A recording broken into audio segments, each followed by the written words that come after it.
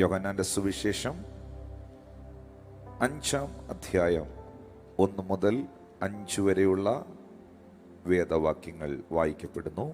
അതിന്റെ ശേഷം യഹൂദന്മാരുടെ ഒരു ഉത്സവം ഉണ്ടായിട്ട് യേശു യെരൂശലേമിലേക്ക് പോയി. യഹൂദന്മാരുടെ ഒരു ഉത്സവം ഉണ്ടായിട്ട് യേശു ജെറുസലേമിലേക്ക് പോയി. യെരൂശലേമിൽ ആട്ടുവാതുക്കൽ ബെഥേസ്ദ എന്ന എബ്രായ പേരുള്ള ഒരു കുളമുണ്ട്. അതിന് 5 മണ്ഡപങ്ങൾ ഉണ്ട്. അവയിൽ യാതിക്കാർ, കുരുടർ, മുടന്തർ, ക്ഷയരോഗികൾ ഇങ്ങനെ വലിയൊരു കൂട്ടം വെള്ളത്തിന്റെ ഇളക്കം കാത്തുകൊണ്ട് കിടന്നിരുന്നു. അതത് സമയത്ത് ഒരു ദൂതൻ കുളത്തിലിറങ്ങി വെള്ളം കലക്കും. വെള്ളം കലങ്ങിയ ശേഷം ആദ്യം ഇറങ്ങുന്നവൻ ഏത് വ്യാധി പിടിച്ചവനായിരുന്നാലും അവന് സൗഖ്യം വരും. എന്നാൽ 38 ആണ്ട് രോഗം പിടിച്ചു കിടന്നൊരു മനുഷ്യൻ അവിടെ ഉണ്ടായിരുന്നു. അവൻ കിടക്കുന്നത് യേശു കണ്ടു. ഇങ്ങനെ ഏറെ കാലമായിരിക്കുന്നു എന്നറിഞ്ഞ് നിനക്ക് സൗഖ്യമാകുവാൻ മനസ്സുണ്ടോ എന്ന് അവനോട് ചോദിച്ചു. രോഗി അവനോട്, യജമാനെ, വെള്ളം കലങ്ങുമ്പോൾ എന്നെ കുളത്തിലാക്കുവാൻ ആരുമില്ല. ഞാൻ തന്നെ ചെല്ലുമ്പോൾ മറ്റൊരുത്തൻ എനിക്ക് മുമ്പായി ഇറങ്ങുന്നു എന്ന് ഉത്തരം പറഞ്ഞു. യേശു അവനോട്, എഴുന്നേറ്റ് നിന്റെ കിടക്ക എടുത്ത് നടക്കുക എന്ന് പറഞ്ഞു. അതിന്റെ 3-ാമത്തെ വാക്യം ഒന്നും കൂടെ വായിക്കാമോ? അവയിൽ വ്യാധിക്കാർ, കുരുടർ, മുടന്തർ, ക്ഷയരോഗികൾ ഇങ്ങനെ വലിയൊരു കൂട്ടം വെള്ളത്തിന്റെ ഇളക്കം കാത്തുകൊണ്ട് കിടന്നിരുന്നു. ഇങ്ങനെ വലിയ ഒരു കൂട്ടം ആളുകൾ വെള്ളത്തിന്റെ ഇളക്കം കാത്തുകൊണ്ട് വെയിറ്റ് ചെയ്ത് കിടന്നിരുന്നു. ഇന്ന് രാത്രിയിൽ ദൈവത്തിന്റെ പരിശുദ്ധാത്മാവ് ഈ തിരുവെഴുത്തുകളിലൂടെ നമ്മളോട് സംസാരിക്കേണ്ടതിനായി നമുക്ക് പ്രാർത്ഥിക്കാം. ഈ കേൾക്കുന്ന വചനം നിങ്ങളുടെ ഹൃദയങ്ങളോട്, നിങ്ങളുടെ കുടുംബങ്ങളോട്, വ്യക്തിപരമായ ജീവിതത്തോടുള്ള ദൈവിക ഇടപെടലുകളായി തീരേണ്ടതിന് നിങ്ങളും ദൈവസന്നിധിയിൽ പ്രാർത്ഥിക്കണം. വിശുദ്ധ ബൈബിൾ വ്യക്തമായി രേഖപ്പെടുത്തുകയാണ്, ബെഥേസ്ദ എന്ന കുളക്കരയിൽ വെള്ളത്തിന്റെ ഇളക്കം കാത്തുകൊണ്ട്, അല്ലെങ്കിൽ സൗഖ്യം കാത്തുകൊണ്ട് വലിയൊരു കൂട്ടം ആളുകൾ ഇങ്ങനെ ആ സൗഖ്യത്തിന് വേണ്ടി ആ കുളക്കരയിൽ, ആ മണ്ഡപങ്ങളിൽ കാത്ത് കിടന്നിരുന്നു. ബൈബിൾ നമുക്ക് തരുന്ന ഒരു ഉറപ്പുണ്ട്. യഹോവയെ കാത്തിരിക്കുന്നവർ ശക്തിയെ പുതുക്കും, അവർ കഴുകനെ പോലെ ചിറകടിച്ച് ഉയരും. ഇന്ന് ഈ മെസ്സേജിലൂടെ എന്നെ കാണുന്ന പ്രിയ സഹോദരി സഹോദരന്മാരോട് പരിശുദ്ധാത്മാവിനെ അറിയിക്കുവാനുള്ളത്, ദൈവത്തെ കാത്തിരിക്കുന്ന ഒരൊറ്റ വ്യക്തികളും ലജ്ജിച്ചു പോകുകയില്ല. ദൈവത്തെ കാത്തിരിക്കുന്ന ഒരു മനുഷ്യരും പരാജയപ്പെടുകയില്ല. കാത്തിരിപ്പ് അത്ര നല്ലൊരു കാര്യമല്ല. ഈ വെയിറ്റ് ചെയ്തിരിക്കുക എന്ന് പറയുന്നത് ഒരു മുഷിച്ചിലുണ്ടാക്കുന്ന സത്യമാണ്. ഒരാളെ നിങ്ങളിങ്ങനെ വെയിറ്റ് ചെയ്തിരിക്കുന്നു, ഒരു വിഷയത്തിൻ്റെ മറുപടിക്കായി വെയിറ്റ് ചെയ്തിരിക്കുന്നു, ഒരാളുടെ മാനസാന്തരത്തിനായി നിങ്ങൾ വെയിറ്റ് ചെയ്തിരിക്കുന്നു, ഒരാളുടെ സൗഖ്യത്തിനായി നിങ്ങളിങ്ങനെ കാത്തിരിക്കുന്നു. കാത്തിരിപ്പുകൾ എപ്പോഴും മുഷിച്ചിലുകളും മുഷിപ്പും ഉണ്ടാക്കുന്നതാണ്.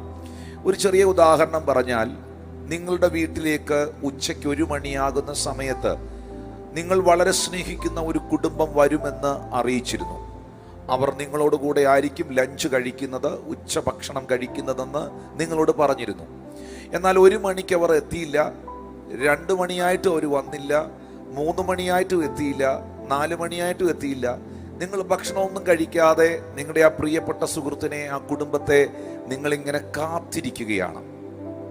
ഒരു 4 മണിയൊക്കെ കഴിയുമ്പോൾ നിങ്ങളുടെ മനസ്സിൽ ഒരു മടുപ്പ് വരും. ഒരു 3 മണി കഴിഞ്ഞപ്പോൾ തന്നെ നിങ്ങളുടെ അകത്തൊരു വല്ലാത്ത ആശങ്കയുണ്ടായി. നിങ്ങൾ ഫോൺ എടുത്ത് പലതവണ അവരെ വിളിച്ചിരുന്നു. എവിടെയായി, എപ്പോൾ എത്തും, എത്താറായോ? അവർ പറഞ്ഞു ട്രാഫിക്കിലാണ്, ഇച്ചിരൂടെ വൈകും. അത് ഒരു 3-4 മണിക്കൂറത്തെ കാത്തിരിപ്പേ ഉള്ളെങ്കിൽ പോലും ആ കാത്തിരിപ്പ് നിങ്ങളെ മുഷിപ്പിക്കുന്നുണ്ട്. എന്നാൽ 17 വർഷം, 12 വർഷം, 15 വർഷം, 14 വർഷമൊക്കെ ചില വിടുതലുകൾക്ക് വേണ്ടി കാത്തിരിക്കുന്നവരെ നിങ്ങൾ കണ്ടിട്ടുണ്ടോ? ഇന്നത്തെ സന്ദേശം അവർക്കുള്ളതാണ്. ഇന്നത്തെ സന്ദേശം ദൈവത്തെ കാത്തിരിക്കുന്ന പ്രിയ മകളെ, പ്രിയ മകനെ, പ്രിയ കുടുംബമേ, നിനക്കുള്ളതാണ്. ഇന്ന് രാത്രിയിൽ ആ കുടുംബത്തെ നോക്കിയിട്ട് ഞാൻ ഇങ്ങനെ പറയുന്നു, മനുഷ്യനെ കാത്തിരുന്നാൽ അതിൽ മുഷിപ്പുകൾ ഉണ്ടാകും, മനുഷ്യനെ കാത്തിരുന്നാൽ അതിലൊത്തിരി നഷ്ടങ്ങൾ ഉണ്ടാകും. പക്ഷേ ദൈവത്തെയാണ് നിങ്ങൾ കാത്തിരിക്കുന്നതെങ്കിൽ, ദൈവത്തിന്റെ പ്രവൃത്തിയാണ് നിങ്ങൾ കാത്തിരിക്കുന്നതെങ്കിൽ, അത് മുഷിപ്പുകളിലേക്കല്ല കൊണ്ടുപോകുന്നത്, അത് മടുപ്പിലേക്കല്ല കൊണ്ടുപോകുന്നത്. ബൈബിൾ നമുക്ക് തരുന്ന ഉറപ്പ്, യഹോവയെ കാത്തിരിക്കുന്നവൻ ശക്തിയെ പുതുക്കും, അവൻ കഴുകനെ പോലെ ചിറകടിച്ച് കയറുവാനിടയാകും. ഞാനൊരു സംഭവം നിങ്ങളുടെ മുൻപിലേക്ക് കൊണ്ടുവരികയാണ്. അത് മർക്കോസിന്റെ സുവിശേഷം 9-ാം അധ്യായത്തിലാണ്. മർക്കോസ് സുവിശേഷം 9-ാം അധ്യായത്തിന്റെ 23-ാമത്തെ വാക്യം. യേശു അവനോട്, നിന്നാൽ കഴിയുമെങ്കിൽ എന്നോ, വിശ്വസിക്കുന്നവന് സകലവും കഴിയും എന്ന് പറഞ്ഞു. യേശു കർത്താവ് ഇത് പറഞ്ഞത് ഒരു പിതാവിനോടാണ്. ആ പിതാവ് തൻ്റെ മകന്റെ രോഗ വിവരം തൻ്റെ ശിഷ്യന്മാരോട്, യേശുവിൻ്റെ ശിഷ്യന്മാരോട് അറിയിച്ചു. ആ ശിഷ്യന്മാർക്ക് ആ മകനെ സുഖപ്പെടുത്തുവാൻ കഴിഞ്ഞില്ല. അപ്പോൾ ഈ പിതാവ് യേശു കർത്താവിൻ്റെ അടുക്കൽ വന്നിട്ട് പറഞ്ഞു, എൻ്റെ മകൻ ഇങ്ങനൊരു പ്രശ്നമുണ്ട്, ഊമനായ ഒരു ആത്മാവുണ്ട്. മർക്കോസ് സുവിശേഷം 9:17 ഗുരു, ഊമനായ ആത്മാവുള്ള എൻ്റെ മകനെ നിന്റെ അടുക്കൽ കൊണ്ടുവന്നു. അതവനെ എവിടെ വെച്ച് പിടിച്ചാലും അവനെ തള്ളിയിടുന്നു. പിന്നെ അവൻ നുരച്ചും പല്ല് കടിച്ചും വരണ്ടു പോകുന്നു. അതിനെ പുറത്താക്കേണ്ടതിന് ഞാൻ നിന്റെ ശിഷ്യന്മാരോട് പറഞ്ഞിട്ട് അവർക്ക് കഴിഞ്ഞില്ല എന്ന് പറഞ്ഞു. എന്ന് വെച്ചാൽ ഇത്രയേ ഉള്ളൂ, ഞങ്ങൾ പലതവണ പ്രാർത്ഥിച്ചു, പലതവണ നിന്റെ ശിഷ്യന്മാർ എൻ്റെ കുഞ്ഞിൻ്റെ മേളിൽ കൈവച്ച് പ്രാർത്ഥിച്ചു, പക്ഷേ ഞാൻ പ്രതീക്ഷിച്ച ഒരു ഡെലിവറൻസും ഉണ്ടായില്ല, ഒരു വിടുതലും ഉണ്ടായില്ല. നമുക്കറിയാം, ആ സമയത്ത് യേശു കർത്താവും പത്രോസും യാക്കോബും യോഹന്നാനും ഒരു ഉയർന്ന മലയിൽ പ്രാർത്ഥിക്കുവാൻ പോയിരിക്കുകയായിരുന്നു. അവിടെ വെച്ചാണ് മോശയും ഏലിയാവും പ്രത്യക്ഷമാകുന്നത്. ആ പ്രാർത്ഥന കഴിഞ്ഞ് പത്രോസിനെയും യാക്കോബിനെയും യോഹന്നാനെയും കൂട്ടി യേശു താഴ്വരയിലെത്തുന്നു. ആ താഴ്വരയിൽ വന്നു കഴിയുമ്പോഴാണ് വലിയൊരു കൂട്ടം ആളുകൾ അവിടെ നിന്ന് വലിയ ബഹളം നടക്കുന്നു. ഈ 9 ശിഷ്യന്മാരെ അവിടെ നിർത്തിയിട്ടാണ് യേശു കടന്നുപോയത്. ആ ശിഷ്യന്മാർ, യേശു കർത്താവിൻ്റെ കൂടെ നിന്നവർ, ഈ നമ്മുടെയൊക്കെ നാടൻ ഭാഷയിൽ ഒരു ചൊല്ലുണ്ടല്ലോ, മുല്ലപ്പൂമ്പൊടി ഏറ്റുകിടക്കും കല്ലിനും ഉണ്ടാകും ആ സൗരഭ്യമെന്ന്, ജ്ഞാനിയുടെ കൂടെ നടക്ക എന്നാൽ നീയും ജ്ഞാനിയാകും എന്ന് വേദപുസ്തകത്തിൽ എഴുതിയിട്ടുണ്ടല്ലോ. അപ്പോൾ യേശുവിനെ കൊണ്ട് പ്രാർത്ഥിപ്പിക്കാനാണ് ഈ പിതാവ് മോനെയും കൊണ്ട് വന്നത്. പക്ഷെ യേശു അവിടെ ഇല്ലായിരുന്നു. ആ സമയത്ത് യേശുവിനെയും കൊണ്ട് പ്രാർത്ഥിപ്പിക്കാൻ പറ്റാത്ത കാരണം കൊണ്ടാണ്, യേശു അവിടെ ഇല്ലാതിരുന്നത് കൊണ്ടാണ് ശിഷ്യന്മാരെയും കൊണ്ട് ഈ പിതാവ് പ്രാർത്ഥിപ്പിച്ചത്. പക്ഷെ ആ പിതാവ് പറയുന്നുണ്ട്, അവർ പലതവണ പ്രാർത്ഥിച്ചു, പക്ഷേ അതിനകത്ത് മറുപടി ഉണ്ടായില്ല, വിടുതൽ നടന്നില്ല. ശരിക്കും പറഞ്ഞാൽ ഇങ്ങനൊരു സാഹചര്യത്തിൽ മടുപ്പ് വരാം. ശരിക്കും പ്രാർത്ഥിക്കുന്ന വിഷയങ്ങളിൽ മറുപടി കിട്ടാതെ ഇരിക്കുമ്പോൾ, പ്രാർത്ഥിച്ച വിഷയങ്ങളിൽ ഒരു റിസൾട്ട് കാണാതെ ഇരിക്കുമ്പോൾ മടുപ്പ് സ്വാഭാവികമായും മനസ്സിലുണ്ടാകാം. പക്ഷെ നിങ്ങൾ ഈ പിതാവിനെ ഒന്ന് ശ്രദ്ധിക്കണം. നിങ്ങൾക്കൊരു നല്ല മാതൃകയാണ് ഈ സഹോദരന്റെ, ഈ മകന്റെ പിതാവെന്ന് പറയുന്നത്. എനിക്ക് ആ 17-ാമത്തെ വാക്യത്തിൽ, ആ വാക്യത്തിൽ തന്നെ നിൽക്കണം. അപ്പോ ഈ വാക്യത്തിന്റെ 23-ാം വാക്യം, മർക്കോസ് സുവിശേഷം 9-ന്റെ 23-ാം വാക്യം. ഈ സമയത്ത് മോനെ എനിക്കതിന്റെ 14-ാം വാക്യം ഒന്ന് കാണിക്കാമോ? ഈ സ്ക്രീനിൽ ഈ ലൈവ് കാണുന്ന ആരെങ്കിലും ഉണ്ടെങ്കിൽ 14 മുതലുള്ള വാക്യം ഒന്ന് ശ്രദ്ധിക്കാം, ഒന്ന് വായിച്ചേ പാസ്റ്റേ. അവൻ ശിഷ്യന്മാരുടെ അടുക്കൽ വന്നപ്പോൾ വലിയ പുരുഷാരം അവരെ ചുറ്റി നിൽക്കുന്നതും ശാസ്ത്രിമാർ അവരോട് തർക്കിക്കുന്നതും കണ്ടു. അപ്പം യേശു കർത്താവ് മടങ്ങി വന്നപ്പോൾ കണ്ട കാഴ്ചയാണിത്. അതുകൊണ്ടാണ് ഞാൻ പറഞ്ഞത്, ഈ വാക്യം വായിപ്പിച്ചാലേ നിങ്ങൾക്ക് മനസ്സിലാവത്തുള്ളൂ. ശിഷ്യന്മാരുടെ അടുക്കൽ വന്നപ്പോൾ വലിയ പുരുഷാരം ചുറ്റി നിൽക്കുന്നതും ശാസ്ത്രിമാർ അവരോട് തർക്കിക്കുന്നതും കണ്ടു. അപ്പൊ എന്തോ ഒരു വിഷയം, തർക്കം ഉണ്ടാകണമെങ്കിൽ ഒരു സബ്ജക്റ്റ് വേണമല്ലോ. ഒരു സബ്ജക്റ്റ് ഇല്ലാതെ ഒരു ആർഗ്യുമെന്റേഷൻ ഉണ്ടാകത്തില്ലല്ലോ, തർക്കം ഉണ്ടാകത്തില്ലല്ലോ. 15-ാമത്തെ വാക്യത്തിലേക്ക് നോക്കുമ്പോൾ പുരുഷാരം യേശുവിനെ, അവനെ കണ്ട ഉടനെ എന്ന് പറയുന്നത്, യേശുവിനെ കണ്ട ഉടനെ ഭ്രമിച്ച് ഓടി വന്ന് അവനെ വന്ദിച്ചു. അത് ഇംഗ്ലീഷിൽ എഴുതിയിരിക്കുന്നത് ഒത്തിരി നല്ല റെസ്പെക്റ്റ് ആയിട്ടുള്ള, ഒത്തിരി ബ്യൂട്ടിഫുൾ ആയിട്ടുള്ള ഒരു എഴുത്താണ്, ഒരു വചനമാണത്. They were greatly amazed and running to him, saluted him. Saluted him. അത്രയധികം യേശു കർത്താവിനെ ഓണർ ചെയ്യുന്ന, ബഹുമാനിക്കുന്ന ഒരു കൂട്ടമായിരുന്നു അവിടെ കാത്തു നിന്നത്. Hallelujah, hallelujah. എന്നെ കേൾക്കുന്ന പ്രിയപ്പെട്ടവരെ, ഈ വാക്കൊന്ന് ശ്രദ്ധിക്കണേ. ശിഷ്യന്മാർ പ്രാർത്ഥിച്ചു, ആ കൊച്ചിന് സൗഖ്യം ഉണ്ടായില്ല. ആ പിതാവ് പിന്നെയും പ്രാർത്ഥിച്ചു, സൗഖ്യം ഉണ്ടായില്ല. രണ്ട്, യേശുവിനെ കാണാൻ വന്നതാ, യേശു അവിടെ ഉണ്ടായിരുന്നില്ല. മടുപ്പുണ്ടാകാം, സാഹചര്യങ്ങൾ കൊണ്ട് തിരിച്ചു പോകേണ്ടതാണ്. കൊച്ചിനെയും വിളിച്ചുകൊണ്ട് ഈ വഴക്കിൻ്റെ ഇടയിൽ നിന്ന് പോകേണ്ടതാണ്, വിടുതൽ കിട്ടിയില്ല എന്ന് പറഞ്ഞ് വരാതിരിക്കേണ്ടതാണ്. പക്ഷെ ഞാൻ അവിടെ കണ്ട കാഴ്ച ഇതൊന്നുമല്ല. ഞാൻ അവിടെ കാണുന്ന കാഴ്ച, ശിഷ്യന്മാർ പ്രാർത്ഥിച്ചിട്ട് നടക്കാതെ വന്നിട്ടും സൗഖ്യം ഉണ്ടാകാതെ വന്നിട്ടും, ഈ പിതാവ് പ്രാർത്ഥിച്ചിട്ട് അതിന് മറുപടി കിട്ടാതെ വന്നിട്ടും, യേശുവിനെ ആ സമയത്ത് കാണാനോ പ്രാർത്ഥിപ്പിക്കാനോ കഴിയാതിരുന്നിട്ടും ഈ പിതാവ് പിണങ്ങിപ്പോയില്ല, മനസ്സ് മടുത്തുപോയില്ല. അവിടെ തന്നെ യേശു വരുന്നത് വരെ കാത്തുനിന്നു, യേശു വരുന്നത് വരെ വെയിറ്റ് ചെയ്തു. ഞാൻ ഇങ്ങനെ നിങ്ങളോട് പറയട്ടെ, നിങ്ങൾ മനുഷ്യനെ വെയിറ്റ് ചെയ്താൽ ലജ്ജിച്ചു പോകാൻ, മനുഷ്യൻ തരുന്ന എന്തെങ്കിലും ആണ് നിങ്ങൾ വെയിറ്റ് ചെയ്തിരിക്കുന്നെങ്കിൽ ചിലപ്പോൾ നടന്നെന്ന് വരത്തില്ല. പക്ഷെ ദൈവത്തെയാണ് നിങ്ങൾ വെയിറ്റ് ചെയ്യുന്നതെങ്കിൽ, ദൈവത്തിൽ നിന്നുള്ളതാണ് നിങ്ങൾ വെയിറ്റ് ചെയ്യുന്നതെങ്കിൽ, നിങ്ങൾ ഒരിക്കലും ലജ്ജിക്കേണ്ടി വരത്തില്ല. ഉറപ്പായിട്ടും നിങ്ങൾക്ക് ആ മറുപടി കിട്ടിയിരിക്കും. അതുകൊണ്ട് വിടുതൽ കിട്ടിയില്ല എന്ന് കരുതി, പ്രാർത്ഥിച്ചത് നടന്നില്ല എന്ന് കരുതി, ആ വ്യക്തി മാനസാന്തരപ്പെട്ടില്ല എന്ന് കരുതി പ്രാർത്ഥന നിർത്തരുത്.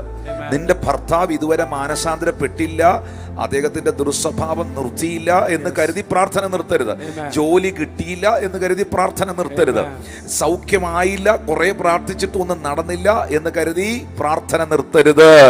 ലജ്ജ കൂടാതെ മുട്ടിക്ക നിമിത്തം അവൻ എഴുന്നേറ്റ് വന്ന ധാരാളം കൊടുത്തു എന്ന് എഴുതിയിരിക്കുന്നത് പോലെ നിങ്ങൾ നിശ്ചയമായിട്ടും ഒന്ന് വെയിറ്റ് ചെയ്താൽ ആ വെയിറ്റിംഗ് പീരീഡ് ഒരിക്കലും വേസ്റ്റ് ആകത്തില്ല. ഹല്ലേലൂയ. ഈ മെസ്സേജ് കാണുന്ന എന്റെ പ്രിയ സഹോദരങ്ങളോട് പറയുന്നു, ദൈവത്തെ നിങ്ങൾ വെയിറ്റ് ചെയ്തിരിക്കുന്ന, ദൈവപ്രവർത്തികളെ വെയിറ്റ് ചെയ്തിരിക്കുന്ന ഈ വെയിറ്റിംഗ് പീരീഡ് ഉണ്ടല്ലോ, ഒരിക്കലും വേസ്റ്റ് ആകത്തില്ല. ഈ 2025 ആ വിഷയങ്ങൾക്കകത്ത് നിങ്ങൾ മറുപടി കാണുവാനിടയാകും. ഈ പിതാവേശുവിനെ കാത്തു നിന്നതുപോലെ, പിണങ്ങിപ്പോകാതെ, മനസ്സ് മടിച്ച് തിരിച്ചു പോകാതെ കാത്തു നിന്നതുപോലെ നിങ്ങൾ കർത്താവിനെ വെയിറ്റ് ചെയ്താൽ ഒരത്ഭുതം ദൈവം നിങ്ങൾക്ക് വേണ്ടി ചെയ്യുവാനിടയാകും. ഈ എപ്പോഴും കർത്താവ് നമ്മുടെ ജീവിതത്തിൽ ഇങ്ങനെയുള്ള സാഹചര്യങ്ങൾ അനുവദിക്കും. വെയിറ്റിംഗ് പീരീഡുകൾ പലപ്പോഴും നമുക്കുണ്ടാകും. അവിടെയൊക്കെ നിങ്ങൾ ഡിസ്കറേജ്ഡ് ആകാനിട വരരുത്. ഞാൻ ഒത്തിരി പേരുടെ ചരിത്രം ഇന്ന് ഈ തിരുവെഴുത്തുകളിലൂടെ എനിക്ക് പറയുവാനുണ്ട്. നിങ്ങൾ അവിടെ ഡിസ്കറേജ്ഡ് ആകുകയും ചെയ്യരുത്. വളരെ അധികം ഒരു പ്രതീക്ഷ നിങ്ങളുടെ അകത്തുണ്ടാകണം. ഈ പ്രതീക്ഷകളാണ് എപ്പോഴും അത്ഭുതങ്ങളെ സൃഷ്ടിക്കുന്നത്. പ്രതീക്ഷിക്കണം. എന്നെ കേൾക്കുന്ന എത്ര പേർ വാ തുറന്ന് പറയും പ്രതീക്ഷിക്കണം? ആരെ പ്രതീക്ഷിക്കണം? ദൈവത്തിൽ നിന്ന് പ്രതീക്ഷിക്കണം. ദൈവത്തെ പ്രതീക്ഷിക്കണം. പ്രതീക്ഷയാണ് ശരിക്കും നമ്മുടെ അകത്ത് പ്രത്യാശ എന്ന് പറയുന്നത്. ഈ എക്സ്പെക്ടേഷനുകളാണ് എപ്പോഴും അത്ഭുതങ്ങളെ സൃഷ്ടിക്കുന്നത്. ഞാൻ വീണ്ടും ഒന്നും കൂടെ ആ വാക്ക് എൻ്റെ പ്രിയ സഹോദരങ്ങളോട് പറയാൻ ആഗ്രഹിക്കുന്നു. നിങ്ങളുടെ അകത്ത് ദൈവത്തെ നിങ്ങൾ പ്രതീക്ഷിക്കുന്നവരാണെങ്കിൽ, ദൈവത്തിൽ നിങ്ങൾ ചിലത് പ്രതീക്ഷിക്കുന്നവരാണെങ്കിൽ, നിങ്ങളെയാണ് വിശ്വാസികൾ എന്ന് വിളിക്കുന്നത്. ഹല്ലേലൂയ. ദൈവത്തിൽ നിന്നൊന്നും പ്രതീക്ഷിക്കാത്തവരുണ്ട്. ഹല്ലേലൂയ. വില്യം കേറി പറഞ്ഞൊരു വാക്കുണ്ട്, ദൈവത്തിൽ നിന്ന് വലിയ പ്രതീക്ഷിക്കുക, ദൈവത്തിനായി വലിയ കാര്യങ്ങളെ ചെയ്യുക. ഹല്ലേലൂയ. ദൈവത്തിൽ നിന്ന് വലിയവ പ്രതീക്ഷിക്കുക, ദൈവത്തിനായി വലിയ കാര്യങ്ങളെ ചെയ്യുക. ഡോക്ടർ വില്യം കേറിയുടെ വാക്കുകളാണത്. ഹല്ലേലൂയ. ഈ എക്സ്പെക്ടേഷൻ, ആ എക്സ്പെക്ടേഷൻ ആണ് അത്ഭുതങ്ങളെ സൃഷ്ടിക്കുന്നത്. ഞാനൊരു ശുശ്രൂഷകനാണ്. എനിക്കറിയാം, ഈ പ്രതീക്ഷിക്കുന്ന, വിടുതൽ പ്രതീക്ഷിച്ചിരിക്കുന്ന, സൗഖ്യം പ്രതീക്ഷിച്ചിരിക്കുന്ന, വചനം ഇങ്ങനെ കൊതിയോടെ കേൾക്കാൻ കാത്തിരിക്കുന്ന കൂട്ടങ്ങളുടെ നടുവിൽ നിൽക്കുമ്പോൾ, പ്രത്യേകിച്ച് ഞാൻ ശുശ്രൂഷിക്കുന്ന, ദൈവം എന്നെ ആക്കി വെച്ചിരിക്കുന്ന കൊട്ടാരക്കര ചർച്ചിലും നമ്മുടെ Jesus is alive global worship സെന്ററുകളുടെ വിവിധ സ്ഥലങ്ങളിലുള്ള ആരാധനകളിലൊക്കെ പങ്കെടുക്കുമ്പം എനിക്ക് ഒത്തിരി, മറ്റു സ്ഥലത്തും ഒത്തിരി ഉണ്ടായിട്ടുണ്ട്. എന്നാൽ പ്രത്യേകാൽ കൊട്ടാരക്കര ചർച്ചിലൊക്കെ ഭയങ്കരമായിട്ട് ഞാനിത് എക്സ്പീരിയൻസ് ചെയ്തിട്ടുണ്ട്. കാരണം ഇങ്ങനെ ആളുകൾ ദൈവത്തിൽ നിന്ന് കേൾക്കാനും, ദൈവത്തിൽ നിന്ന് പ്രാപിക്കുവാനും, ദൈവത്തിൻ്റെ വചനം സ്വീകരിക്കുവാനും, സൗഖ്യത്തെയും വിടുതലിനെയും കർത്താവിൽ നിന്ന് സ്വീകരിക്കാനും, ഇങ്ങനെ പ്രതീക്ഷയോടെ, മറ്റൊന്നും അവർ എക്സ്പെക്ട് ചെയ്യാതെ ഇങ്ങനെ പ്രതീക്ഷയോടെ ഇരിക്കുന്ന കൂട്ടത്തിൻ്റെ നടുവിലേക്ക് നമ്മൾ ശുശ്രൂഷിക്കാനായിട്ട് കയറുമ്പം കർത്താവപ്പച്ചനെ ഇറങ്ങി വന്ന് നിന്ന് ഇങ്ങനെ അത്ഭുതങ്ങളെ ചെയ്യുന്നത്, അവർ ആ പ്രതീക്ഷിച്ചിരിക്കുന്ന കൂട്ടത്തെ നിരാശപ്പെടുത്താതെ, ആ പ്രതീക്ഷയോടിരിക്കുന്ന കൂട്ടത്തിൻ്റെ പ്രതീക്ഷകൾക്കപ്പുറമായ നിലയിൽ ദൈവം ഇറങ്ങി വന്ന് പ്രവർത്തിക്കുന്ന കാഴ്ച ഞാൻ കണ്ടിട്ടുണ്ട്. എന്നാൽ വേണമെങ്കിൽ ദൈവം എന്നെ വന്ന് സൗഖ്യമാക്കിയിട്ട് പോട്ടെ, ഞാൻ വേണമെങ്കിൽ പ്രസംഗിച്ചിട്ട് പോയാട്ടെ എന്നൊക്കെ പറഞ്ഞിരിക്കുന്ന ചില ആളുകൾ ഉണ്ടാകാം. അവരുടെ ഇടയിൽ പോകുമ്പം ശരിക്കും ഭയങ്കര സ്ട്രഗിളാണ് മിനിസ്റ്റർ ചെയ്യാൻ, ശുശ്രൂഷിക്കാൻ പറ്റത്തില്ല. പല സന്ദർഭങ്ങളിലും ഭയങ്കരമായി നമ്മൾ സ്ട്രഗിൾ ചെയ്യും. കാരണം അവർ ദൈവത്തിൽ നിന്നും ഒന്നും പ്രതീക്ഷിക്കാത്ത കാരണം കൊണ്ട്. നമ്മൾ പറയത്തില്ലേ, കരയുന്ന കുഞ്ഞിനെ പാലുള്ളൂ. ഹല്ലേലൂയ. ഈ വിശന്നിരിക്കുന്നവന്റെ ഇലയ്ക്കകത്ത് വേണം ഊണ് വിളമ്പാൻ. 2 ഊണ് കഴിച്ചിട്ട് വന്നിരിക്കുന്ന ആളുടെ മുമ്പില് നമ്മൾ പിന്നെയും വിളമ്പാൻ നിന്നാൽ അവൻ അത് വേസ്റ്റ് ആക്കും. ശലോമോൻ നമ്മളെക്കാളെല്ലാം ഭയങ്കര ബുദ്ധിയുള്ള, ജ്ഞാനമുള്ള, ജ്ഞാനിയിൽ ജ്ഞാനിയായ ശലോമോൻ പറയുകയാണ്, തിന്ന് തൃപ്തനായവൻ തേൻകട്ടയും ചവിട്ടിക്കളയും. തിന്ന് തൃപ്തനായവൻ തേൻകട്ടയും ചവിട്ടിക്കളയും. ഞാനിതൊക്കെ എത്ര കേട്ടതാണ്, ഞാനിതൊക്കെ എത്ര കണ്ടതാണ്. ഹല്ലേലൂയ എന്ന് പറഞ്ഞിരിക്കുന്ന ആളുകളുടെ നടുവിൽ ദൈവം പ്രവർത്തിക്കുന്നതും ദൈവം ഇറങ്ങി അത്ഭുതം ചെയ്യുന്നതും അധികം കാണാൻ കഴിയുന്നില്ല. കാരണം ബൈബിൾ തന്നെ പറയുന്ന ഒരു സത്യമുണ്ട്, ഹൃദയം നുറുങ്ങിയവർക്ക് യഹോവ സമീപസ്ഥൻ, മനസ്സു തകർന്നവരെ അവൻ രക്ഷിക്കുന്നു. ഇന്ന് രാത്രിയിൽ ആവശ്യക്കാരനാണോ നിങ്ങൾ? താല്പര്യത്തോടിരിക്കുന്ന ആളാണോ? ഇന്ന് രാത്രി കർത്താവേ, എൻ്റെ പ്രിയ പിതാവേ, എൻ്റെ യേശുവേ, എനിക്ക് വേണ്ടി, എൻ്റെ കുടുംബത്തിന് വേണ്ടി അങ്ങൊന്ന് ഇറങ്ങി വരണേ എന്ന് പ്രാർത്ഥിക്കുന്ന ഒരു മകളാണോ നിങ്ങൾ? നിശ്ചയമായിട്ടും മകളെ, മകനെ, കുഞ്ഞെ, നിന്റെ നിലവിളിക്ക് എൻ്റെ ദൈവം മറുപടി തരും. നിന്നെ ഒരിക്കലും കർത്താവ് നിരസിച്ച് കളയത്തില്ല. ഹല്ലേലൂയ. എപ്പോഴും നിങ്ങൾ ചർച്ചിൽ വരുമ്പോൾ, നിങ്ങൾ ആരാധനയ്ക്ക് പോകുമ്പോൾ ഭയങ്കര പ്രതീക്ഷയോടെ വേണം ഓരോ ഞായറാഴ്ചയും ചർച്ചിൽ വരാൻ. ഈ വരുന്ന ഈ സൺഡേ ഞാൻ ഇവിടെ കൊട്ടാരക്കരയിൽ ഈ ചർച്ചിൽ ശുശ്രൂഷിക്കുന്നുണ്ട്. അടുത്ത ദിവസങ്ങളിൽ പലയിടത്തും മീറ്റിങ്ങുകൾ നടക്കുന്നുണ്ട്. പ്രാർത്ഥനയ്ക്ക് വരുന്നവർ ഈ ചർച്ചിൽ നിന്ന് മാത്രമല്ല, നിങ്ങൾ ഏത് ആരാധനയിലാണ് പോകുന്നത്, എവിടെയാകട്ടെ, ഹല്ലേലൂയ, നിങ്ങളുടെ ചർച്ച് ഒരു ബ്ലെസ്ഡ് ചർച്ചാണ്. നിങ്ങളുടെ ദൈവദാസൻ ഒരു അനുഗ്രഹിക്കപ്പെട്ട ദൈവ മനുഷ്യനാണ്. നിങ്ങൾ എവിടെ പോയാലും, ഒരു കൺവെൻഷന് പോയാലും, ഒരു മീറ്റിംഗ് കൂടിയാലും, ഒരു മെസ്സേജ് കേട്ടുകൊണ്ടിരിക്കുമ്പോഴും, വേറൊരു പ്രസംഗം, കർത്താവിൻ്റെ വചനത്തിലുള്ള ഒരു സന്ദേശം നിങ്ങൾ കേൾക്കുമ്പോഴും, എപ്പോഴാണെങ്കിലും കർത്താവെ, നീ ഇതിനകത്തൂടെ എന്നോടൊന്ന് സംസാരിക്കണേ, ദൈവത്തിൻ്റെ ആത്മാവെ എന്നോടൊന്ന് ഇടപെടണേ എന്ന് നിങ്ങൾ പ്രാർത്ഥനയോടെ ഇങ്ങനെ കൊതിയോടെ കേൾക്കുന്ന ഒരാളാണെങ്കിൽ അതിനകത്തും നിങ്ങൾക്കുള്ള ഒരു മെസ്സേജ് ഉണ്ടായിരിക്കും. അതിനകത്തും ഒരു കൊച്ചു കുഞ്ഞായിരിക്കും, 12 വയസ്സുള്ള 10 വയസ്സുള്ള ഒരു കൊച്ചു മകനായിരിക്കാം ചിലപ്പോൾ പറയുന്നത്. സൺഡേ സ്കൂളിൻ്റെ യോഗമായിരിക്കും നടക്കുന്നത്, സൺഡേ സ്കൂളിൻ്റെ സമാപന സമ്മേളനത്തിന് പറഞ്ഞ ആശംസാ പ്രസംഗമായിരിക്കാം. അതിനകത്തു നിന്നും ഇങ്ങനെ പ്രതീക്ഷയോട് ഇങ്ങനെ കർത്താവ് എന്തെങ്കിലും ഒരു വചനം എനിക്ക് തരണേന്ന് ഇങ്ങനെ കൊതിയോടെ നോക്കിയിരിക്കുന്ന ആൾക്ക് ആ ആശംസാ പ്രസംഗത്തിനകത്തുനിന്നും ദൈവം ഒരു മെസ്സേജ് കൊടുക്കും. ഹല്ലേലൂയ. ഞാൻ ഇതൊക്കെ എത്ര കണ്ടതാ, എത്ര കേട്ടതാന്നുള്ള ആളുകൾക്ക് ഇനി ജനറൽ കൺവെൻഷൻ നടത്തി അതിനകത്ത് 14 പേര് പ്രസംഗിച്ചാലും അവർക്ക് അതിനകത്തൊന്നും കിട്ടാനില്ല. കാരണം അവര് തൃപ്തരാണ്, അവർ ഓക്കെയാണ്. അവരുടെ അകത്ത് ദാഹമില്ല, ദൈവത്തോട്, വചനത്തോടുള്ള തേഴ്സ്റ്റ് ഇല്ല, ഹങ്കറില്ല. യേശു കർത്താവ് പറയുന്ന ഒരു കാര്യമുണ്ട്, യോഹന്നാൻ 7:37, ദാഹിക്കുന്നവൻ എൻ്റെ അടുക്കൽ വന്ന് കുടിക്കട്ടെ, എന്നിൽ വിശ്വസിക്കുന്നവന്റെ ഉള്ളിൽ നിന്ന് തിരുവെഴുത്ത് പറയുന്ന പോലെ ജീവജലത്തിന്റെ നദി ഒഴുകും. വിമർശിക്കുന്നവന്റെ ഉള്ളിൽ നിന്ന് ഒഴുകുമെന്നല്ല എഴുതിയിരിക്കുന്നത്, വിശ്വസിക്കുന്നവന്റെ ഉള്ളിൽ നിന്ന് ഒഴുകുമെന്ന. തൃപ്തനായിരിക്കുന്നവന്റെ ഉള്ളിൽ നിന്ന് ഒഴുകുമെന്നല്ല. ദാഹം വേണം, ദാഹം എപ്പോഴും ആ ഒരു തേഴ്സ്റ്റ് നമ്മുടെ അകത്ത് വേണം. നമ്മുടെ ഉള്ളിൽ കർത്താവിൽ നിന്ന് സ്വീകരിക്കാൻ ആ ദാഹം വേണം, ആ എക്സ്പെക്ടേഷൻ വേണം. വർഷിപ്പ് ടീം പാടാൻ കയറുക, വർഷിപ്പ് ടീം വർഷിപ്പ് ലീഡ് ചെയ്യാൻ കയറുക, ആ വർഷിപ്പ് ടീം അല്ലെങ്കിൽ ആ പാടുന്ന സഹോദരന്മാര് ആ പാട്ട് പാടാൻ കയറുമ്പോൾ തന്നെ ഹൃദയത്തിനകത്ത്, കർത്താവെ, ഇന്നത്തെ ആരാധനയിൽ നിന്റെ സാന്നിധ്യം എനിക്ക് അനുഭവിക്കണം കർത്താവെ. നിങ്ങളൊന്ന് കൊതിയോടെ നിന്ന് നോക്കിയേ, ഒന്ന് കൊതിയോടെ പ്രാർത്ഥിച്ചു നോക്കിയേ, ഒന്ന് ദാഹത്തോടെ നിന്ന് നോക്കിയേ. ദാഹിക്കുന്നവനെ, ആഗ്രഹിക്കുന്നവനെ തൃപ്തിപ്പെടുത്തുന്ന ദൈവം, തൃപ്തനാക്കുന്ന കർത്താവ് നിങ്ങളെ നിറയ്ക്കുവാനായിട്ട് ഇടയായി തീരും. പ്രിയപ്പെട്ടവരെ, എക്സ്പെക്ടേഷൻ, പ്രതീക്ഷയുള്ള കൂട്ടങ്ങളുടെ നടുവിൽ അത്ഭുതം സംഭവിക്കും. ഞാൻ 1-2 സംഭവങ്ങൾ പറയും. ഇപ്പോൾ ഈ വായിച്ച ഈ യോഹന്നാന്റെ സുവിശേഷം 5-ാം അധ്യായത്തിന്റെ 3-ാം വാക്യം അല്ലെ, അവരെന്തോ എക്സ്പെക്ട് ചെയ്യുന്ന ആ കൂട്ടം ബെഥേസ്ദ കുളക്കരയിൽ ആ മണ്ഡപങ്ങളിൽ കിടക്കുന്നവരെന്തുവാ പ്രതീക്ഷിക്കുന്നേ? They are expecting healing. അവർ പ്രതീക്ഷിക്കുന്നത് സൗഖ്യങ്ങളാണ്. അതുകൊണ്ട് അവിടെ എന്ത് സംഭവിക്കുന്നു? അവിടെ സൗഖ്യങ്ങൾ സംഭവിക്കുന്നു. നിങ്ങൾ എന്താണോ ദൈവത്തിൽ നിന്ന് പ്രതീക്ഷിക്കുന്നത്, ആ പ്രതീക്ഷകളെയാണ് ദൈവം അത്ഭുതമാക്കുന്നത്. ഈ പിശാചിന്റെ എല്ലാ കാലത്തുമുള്ള തന്ത്രം എന്നാണെന്നറിയാവോ? ദൈവത്തിലുള്ള പ്രതീക്ഷകൾ ഇല്ലാതെയാക്കും. ഈ പല ആളുകളും അവരാഗ്രഹിച്ച, അവർ പ്രതീക്ഷിച്ച ഒരു കാര്യം നടക്കാതെ വരുമ്പോൾ അവരുടെ അകത്ത് ഡിപ്രഷൻ വരും, നിരാശ വരും. പ്രതീക്ഷിച്ച കാര്യം, ആ പ്രതീക്ഷിച്ച പൈസ കിട്ടിയില്ല, പ്രതീക്ഷിച്ച വിവാഹം നടന്നില്ല, പ്രതീക്ഷിച്ചതായ ബിസിനസ്സിനകത്ത് ടേൺ ഓവർ ഉണ്ടായില്ല, ബിസിനസ് ക്ലോസ് ചെയ്യേണ്ടി വന്നു. എക്സ്പെക്റ്റേഷൻ ഓപ്പോസിറ്റ് ആയിട്ടുള്ള കാര്യങ്ങൾ സംഭവിച്ചു.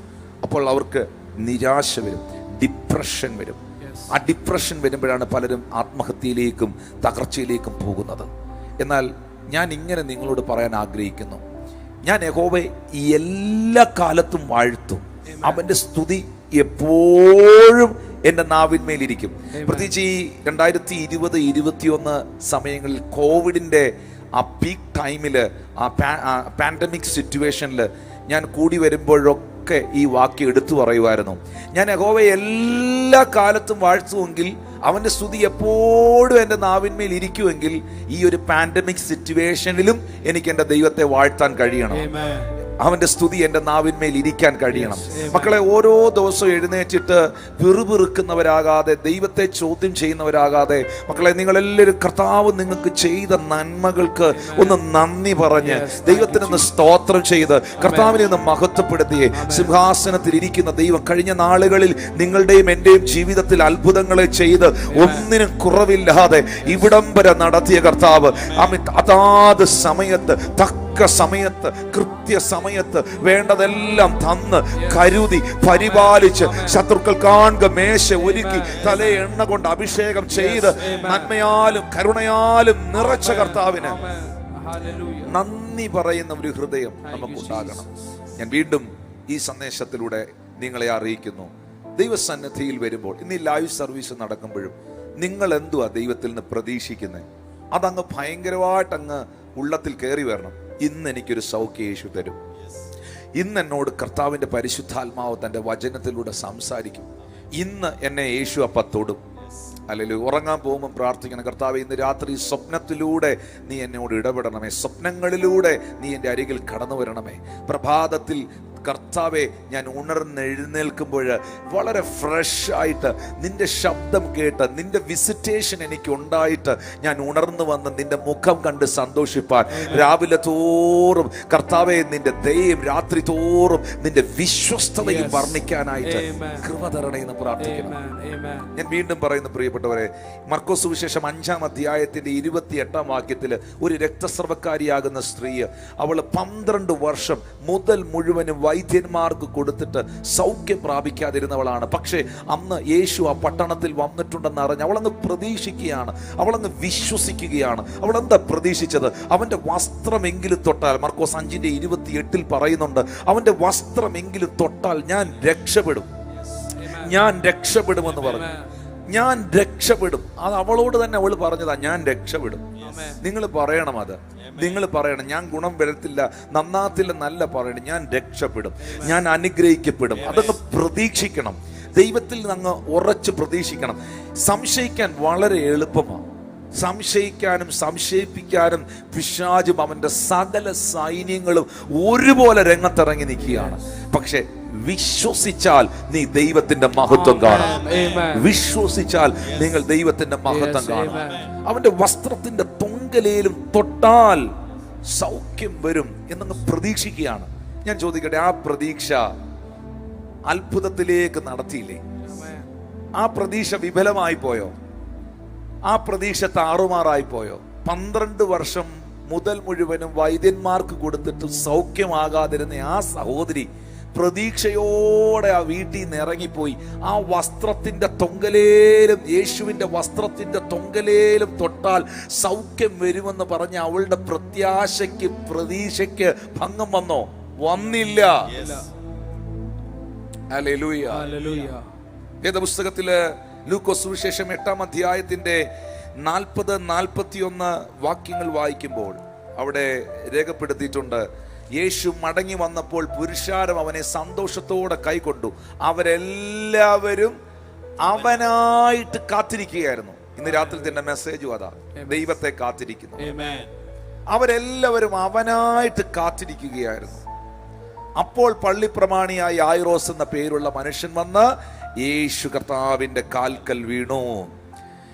അവന് ഏകദേശം 12 വയസ്സുള്ള ഏകജാതയായ ഒരു മകൾ ഉണ്ടായിരുന്നു. അവൾ മരിപ്പാറായതുകൊണ്ട് തൻ്റെ വീട്ടിൽ വരണമെന്ന് അവനോട് അപേക്ഷിച്ചു.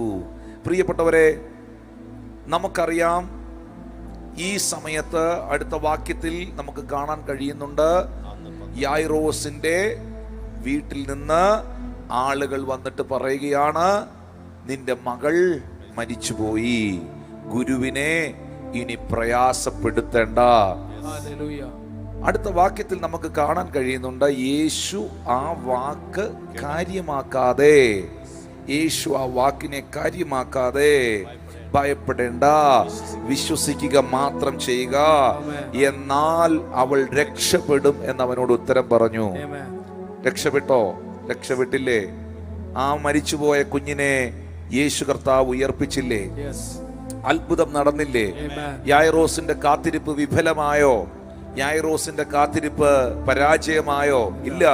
യായിറോസിന്റെ കാത്തിരിപ്പ് പരാജയമായില്ലെങ്കിൽ, 12 വർഷം രക്തസ്രവക്കാരി സ്ത്രീയുടെ കാത്തിരിപ്പ് പരാജയമായില്ലെങ്കിൽ, 18 വർഷം കൂനയായ സ്ത്രീയുടെ കാത്തിരിപ്പ് പരാജയമായില്ലെങ്കിൽ, ബെഥസ്ദയുടെ കുളക്കരയിൽ കിടന്ന 38 വർഷം സൗഖ്യം കാത്തിരുന്നവന്റെ കാത്തിരിപ്പ് പരാജയമായില്ലെങ്കിൽ, അത് അത്ഭുതമായെങ്കിൽ, ഇന്ന് രാത്രിയിൽ ദൈവത്തെയും ദൈവത്തിന്റെ പ്രവൃത്തിയെയും കാത്തിരിക്കുന്ന നിങ്ങളുടെ ജീവിതത്തിലും സ്വർഗത്തിലെ ദൈവം ഒരു അത്ഭുതം ചെയ്യും.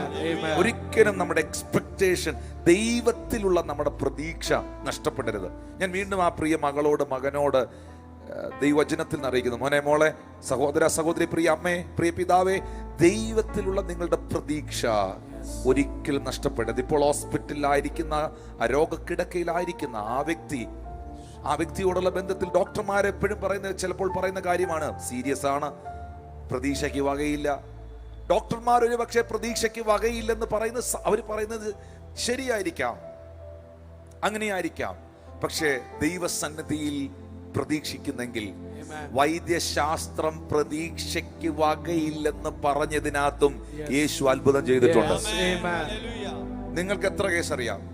എനിക്ക് ഒത്തിരി പേരുടെ ജീവിതാനുഭവങ്ങൾ ഞാൻ കേട്ടിട്ടുണ്ട്. ഒരുപാട് പേരുടെ കേസ് കേട്ടിട്ടുണ്ട്. ഹല്ലേലൂയ. എത്രയോ സാക്ഷ്യങ്ങൾ ഈ പ്ലാറ്റ്ഫോമിൽ ആ നിലകളിലുള്ളത് വന്ന് പറഞ്ഞിട്ടുണ്ട്. അവരിന്ന് ആയുസ്സോടെ, ആരോഗ്യത്തോടെ ഇരുന്ന് കർത്താവിനെ മഹത്വപ്പെടുത്തുന്നു.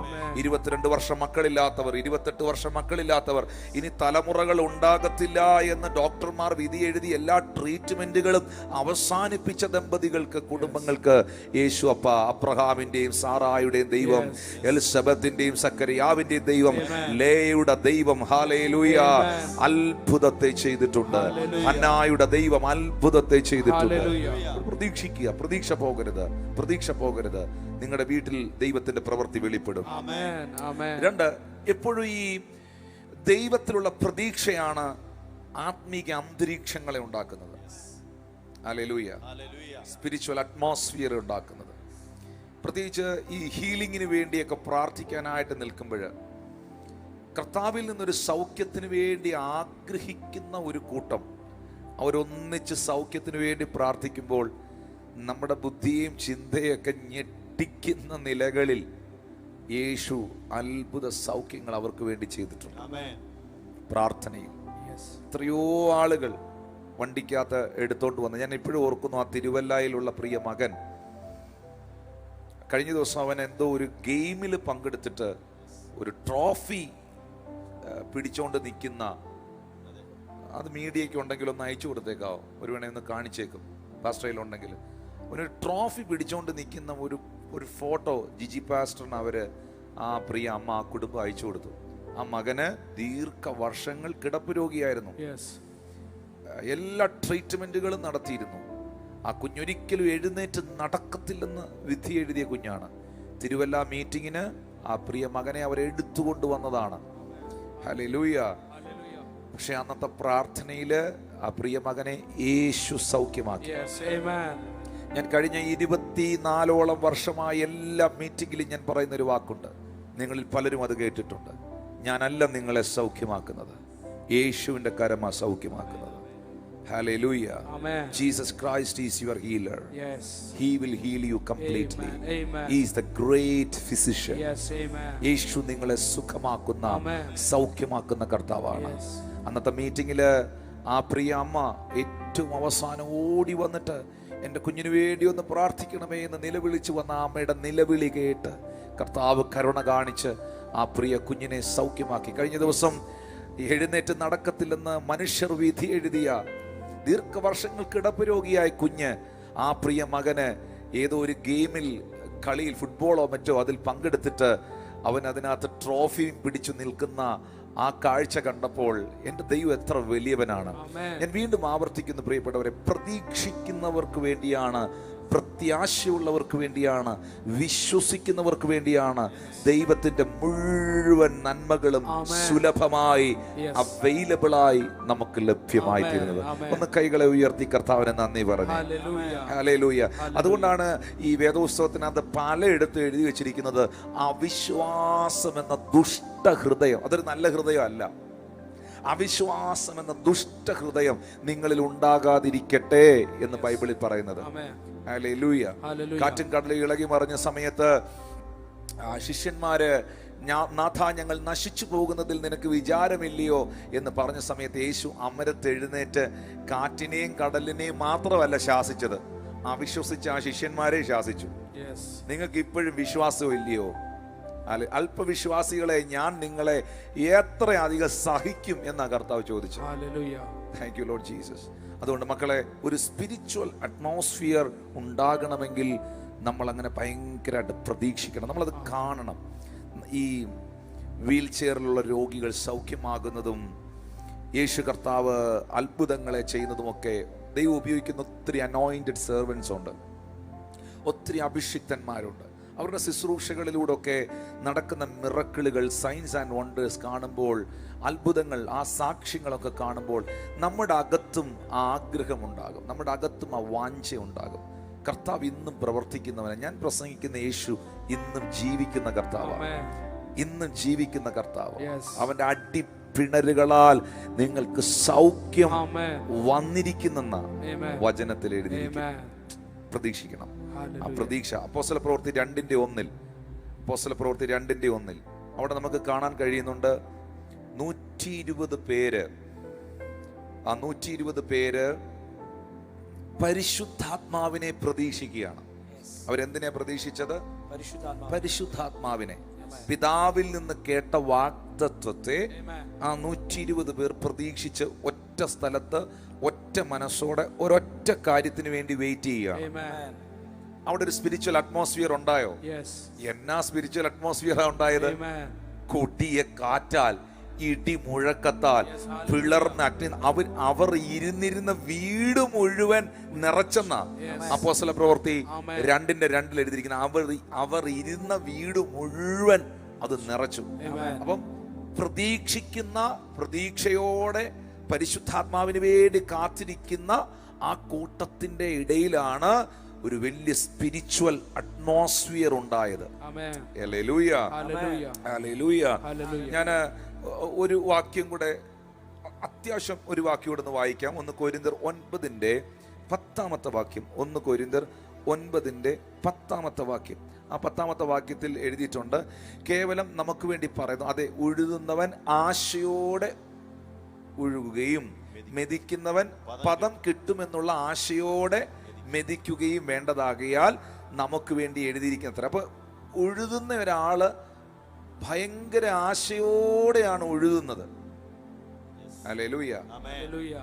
മെതിക്കുന്നവൻ, അവൻ മെതിക്കുന്ന സ്ഥലം പദമുള്ളതാകും, നടാനുള്ള പദം മണ്ണിനകത്തുണ്ടാകും എന്ന പ്രതീക്ഷയോടെ തന്നെയാണ് മെതിക്കുന്നത്.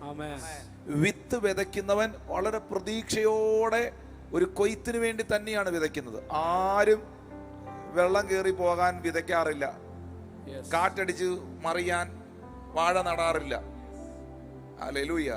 നടുന്നവനും വിതയ്ക്കുന്നവനും മെതിക്കുന്നവനും ഉഴുതുന്നവനും എല്ലാം ഭയങ്കര പ്രതീക്ഷയോടാ ചെയ്യുന്നത്. ഹല്ലേലൂയ. അങ്ങനെയാണ് പ്രിയപ്പെട്ടവരെ, അത് പ്രതീക്ഷിക്കുന്നവർക്ക് നെല്ലും ഗോതമ്പും പയറും വിത്തും നന്മയും കൃഷിഫലവും ഒക്കെ ലഭിക്കുന്നെങ്കിൽ, ഈ ഭൂമി അത് വിളയിച്ചു കൊടുക്കുന്നെങ്കിൽ, ദൈവത്തെ കാത്തിരിക്കുന്ന, ദൈവത്തെ പ്രതീക്ഷിക്കുന്ന, ദൈവത്തിന്റെ പ്രവർത്തികളെ പ്രതീക്ഷിക്കുന്ന ഒരു വ്യക്തിയെ എത്രയധികം ദൈവം അനുഗ്രഹിക്കാനിടയാകും. ഈ മനുഷ്യനെല്ലാം റിസോഴ്സ് ആണ്, ദൈവമാണ് സോഴ്സ്. ഞാൻ വീണ്ടും നിങ്ങളോട് അത് ഒന്ന് പറഞ്ഞു തരാൻ ആഗ്രഹിക്കുകയാണ്. ഈ ഏലിയാവിന്റെ അടുക്കൽ വന്ന കാക്ക റിസോഴ്സ് ആണ്.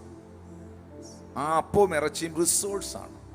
പക്ഷെ അതിന്റെ സോഴ്സ് എന്ന് പറയുന്നത് ദൈവമാണ്.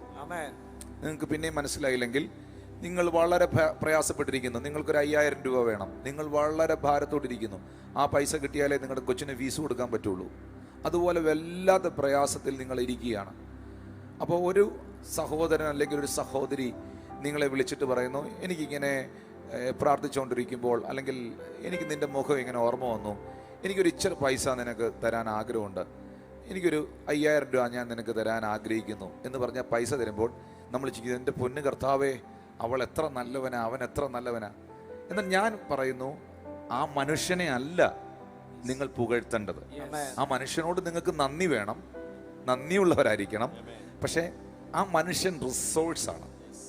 ആ മനുഷ്യനെ കൊണ്ട് നിങ്ങൾക്ക് വേണ്ടി നിങ്ങളുടെ സമയത്ത്, ആവശ്യ സമയത്ത് തെരീച്ചത് ദൈവമാണ്. ദൈവമാണ് എല്ലാ നന്മയുടെയും ഉറവിടം. അതുകൊണ്ട് ജീവിതത്തിൽ ഒരു നന്മയുണ്ടാകുമ്പോൾ അതിന്റെ എല്ലാ മഹത്വവും ദൈവത്തിനുള്ളതായിരിക്കും. എന്നാൽ നമുക്ക് ഒരു ഗ്ലാസ് വെള്ളമെങ്കിലും തന്നവരോട് നമ്മൾ നന്ദിയുള്ളവരായിരിക്കണം. ബൈബിളിൽ ഒരുപാട് സ്ഥലത്ത് അങ്ങനെ എഴുതിയിട്ടുണ്ട്, നിങ്ങൾ നന്ദിയുള്ളവരായിരിപ്പീനെന്ന്, മനുഷ്യനോടും ദൈവത്തോടും. Hallelujah, thank you Lord Jesus. അതുകൊണ്ട് പ്രിയപ്പെട്ടവരെ, ഉഴുതുന്നവൻ മെതിക്കുന്നവൻ, ഈ ഉഴുതുന്നവനും മെതിക്കുന്നവനും എല്ലാം പ്രതീക്ഷയോടൊരു കൊയ്ത്തിന്റെ പ്രതീക്ഷയോടെയാണ് അത് ചെയ്യുന്നതെങ്കിൽ, പ്രാർത്ഥിക്കുന്ന നിങ്ങളോടുള്ള ബന്ധത്തിൽ ദൈവത്തിൽ നിന്ന് വലിയൊരു പ്രതീക്ഷ ഉണ്ടാകണം. ഞാൻ പ്രാർത്ഥനയെക്കുറിച്ച് 1-2 കാര്യങ്ങൾ, ഈ ലൈവ് സർവീസ് അവസാനിപ്പിക്കാൻ സമയമായല്ലോ.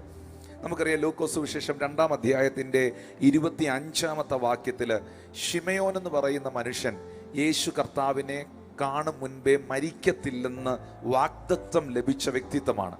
ഈ യേശുവിനെ കാണും മുൻപ് മരണം കാണുകയില്ലെന്ന് പരിശുദ്ധാത്മാവിൽ അരുളപ്പാടുണ്ടായ ഈ മനുഷ്യൻ ദേവാലയത്തിനകത്ത് ദീർഘവർഷങ്ങളായി യേശു കർത്താവിനെ കാത്തിരിക്കുകയാണ്. എൻ്റെ ചോദ്യം, ആ കാത്തിരുന്ന മനുഷ്യന്റെ കാത്തിരിപ്പിന് ഒരിക്കലും നിരാശ ഉളവാകേണ്ടി വന്നില്ല. യേശു കർത്താവിനെ കാണാൻ ആ മനുഷ്യന്റെ കണ്ണിന് ദൈവം കൃപ കൊടുത്തു. Hallelujah, hallelujah. ഈ സങ്കീർത്തനം 40, നിങ്ങളെല്ലാവരും ബൈബിൾ ഒന്ന് തുറന്നേ. സങ്കീർത്തനം 40, 40-ന്റെ 1, 2, 3 വാക്യങ്ങളിൽ, 40-ാം സങ്കീർത്തനത്തിന്റെ 1, 2, 3 വാക്യങ്ങൾ എഴുതിയിട്ടുണ്ട്. ഞാൻ യഹോവയ്ക്കായി കാത്തിരുന്നു. ഞാൻ അത്രേ ചെയ്തുള്ളൂ. ഞാൻ എന്താ ചെയ്തേ? വളരെ പേഷ്യൻ്റ്ലി ഞാൻ ദൈവത്തെ വെയിറ്റ് ചെയ്തു. ഞാൻ ദൈവത്തെ കാത്തിരുന്നു. ഒറ്റ കാര്യമേ സങ്കീർത്തനക്കാരൻ ചെയ്തുള്ളൂ. ആ മനുഷ്യൻ ദൈവമുഖം അന്വേഷിച്ചു, ദൈവത്തെ കാത്തിരുന്നു. പക്ഷേ 7 കാര്യങ്ങൾ ആ മനുഷ്യന് വേണ്ടി ദൈവം ചെയ്തു. ദൈവത്തെ കാത്തിരുന്ന ആ വ്യക്തിക്ക് വേണ്ടി, ആ ദൈവ മനുഷ്യന് വേണ്ടി 7 കാര്യങ്ങൾ ദൈവം ചെയ്തു. അടുത്ത വാക്യം നോക്കി. 1, അവൻ എങ്കിലേക്ക് ചാഞ്ഞു. 2, അവൻ എൻ്റെ നിലവിളി കേട്ടു. 3, കുഴിയിൽ നിന്നും അവൻ എന്നെ കയറ്റി. 4, കുഴഞ്ഞ ചേറ്റിൽ നിന്നും കയറ്റി. 5, അവൻ എൻ്റെ കാലുകളെ പാറമയിൽ നിർത്തി. 6, എൻ്റെ ഗമനത്തെ അവൻ സ്ഥിരമാക്കി. 7, എൻ്റെ വായിൽ അവൻ പുതിയ പാട്ട് തന്നു. 7 കാര്യങ്ങൾ സംഭവിച്ചോന്നൊന്ന് നോക്കിയേ. ആ സങ്കീർത്തനം 40 എടുത്തിട്ട് ഒറ്റ കാര്യമേ ആ മനുഷ്യൻ ചെയ്തുള്ളൂ. ആ മനുഷ്യൻ യഹോവയ്ക്കായി കാത്തിരുന്നു. പക്ഷേ 7 കാര്യങ്ങൾ ദൈവം ആ മനുഷ്യന് വേണ്ടി ചെയ്തു. 1, അവങ്കിലേക്ക് ചാഞ്ഞു. 2, എൻ്റെ നിലവിളി കേട്ടു. 3, കുഴിയിൽ നിന്ന് എന്നെ കയറ്റി. 4, കുഴഞ്ഞ ചേറ്റിൽ നിന്ന് കയറ്റി. എൻ്റെ കാലുകളെ പാറമയിൽ നിർത്തി. എൻ്റെ ഗമനത്തെ സ്ഥിരമാക്കി. എൻ്റെ വായിൽ അവൻ പുതിയ ഒരു പാട്ട് തന്നു. ഫാസ്റ്റിങ്ങോടെ, ഉപവാസത്തോടെ, പ്രാർത്ഥനയോടെ എന്നെ കാണുന്ന പ്രിയപ്പെട്ടവരുണ്ട്. നിങ്ങളുടെ പ്രാർത്ഥന, നിങ്ങളുടെ കാത്തിരിപ്പ് ഒരിക്കലും പരാജയമാകുകയില്ല. അത് അത്ഭുതമായി തീരാൻ പോവുകയാണ്. പ്രാർത്ഥനയോടെ ഈ ദിവസങ്ങളിൽ ഏതെങ്കിലും കാര്യങ്ങൾക്ക് വെയിറ്റ് ചെയ്യുന്നവരുണ്ടെങ്കിൽ അവരൊരു ആമീൻ പറഞ്ഞ്. ബാക്കി ഇനി അവരോടാ കർത്താവ് വചനത്തിലൂടെ സംസാരിക്കാൻ പോകുന്നത്. ഒരു ആമീൻ ടൈപ്പ് ചെയ്തേ. പ്രാർത്ഥനയോടെ ഈ ദിവസങ്ങളിൽ ദൈവത്തിൽ നിന്ന് എന്തെങ്കിലും വെയിറ്റ് ചെയ്യുന്നവരുണ്ടെങ്കിൽ, വിടുതൽ വായിക്കുമ്പോൾ ആ വിടുതലിന്റെ വലിപ്പം വലുതാണ്. ലാസറിന്റെ വീട്ടിൽ യേശുവിനെ മാർത്തയും മറിയയും ലാസർ ദീനമായി കിടന്നപ്പോഴേ വിളിച്ചായിരുന്നു. പക്ഷെ യേശു പോയില്ല. 4 ദിവസം താമസിച്ചാ പോയെ. എന്ന് വെച്ചാൽ ലേറ്റ് ആയിട്ടാണ് യേശു ചെന്നേ. ഏർലി പോയില്ല, നേരത്തെ പോയില്ല. ലേറ്റായിട്ടാണ് വീട്ടിലെത്തിയത്. എൻ്റെ ചോദ്യം ഇതാണ്, ഏർലി ആയിട്ട് നേരത്തെ യേശു ആ വീട്ടിൽ പോയിരുന്നെങ്കിൽ ഇങ്ങനെയായിരിക്കും അതിൻ്റെ റിപ്പോർട്ട്. എൻ്റെ സഹോദരനെ സുഖമില്ല കിടന്നതാ, നമ്മുടെ യേശു, നസ്രയനായ യേശു വീട്ടിൽ വന്ന് പ്രാർത്ഥിച്ചായിരുന്നു, സഹോദരന് സൗഖ്യമായി, ഇപ്പോൾ അവൻ ആക്റ്റീവായി, ഓക്കെ ആയിട്ടിരിക്കുക കേട്ടോ. ഇത്രയേ ഉള്ളൂ. ദൈവത്തിന് മഹത്വം.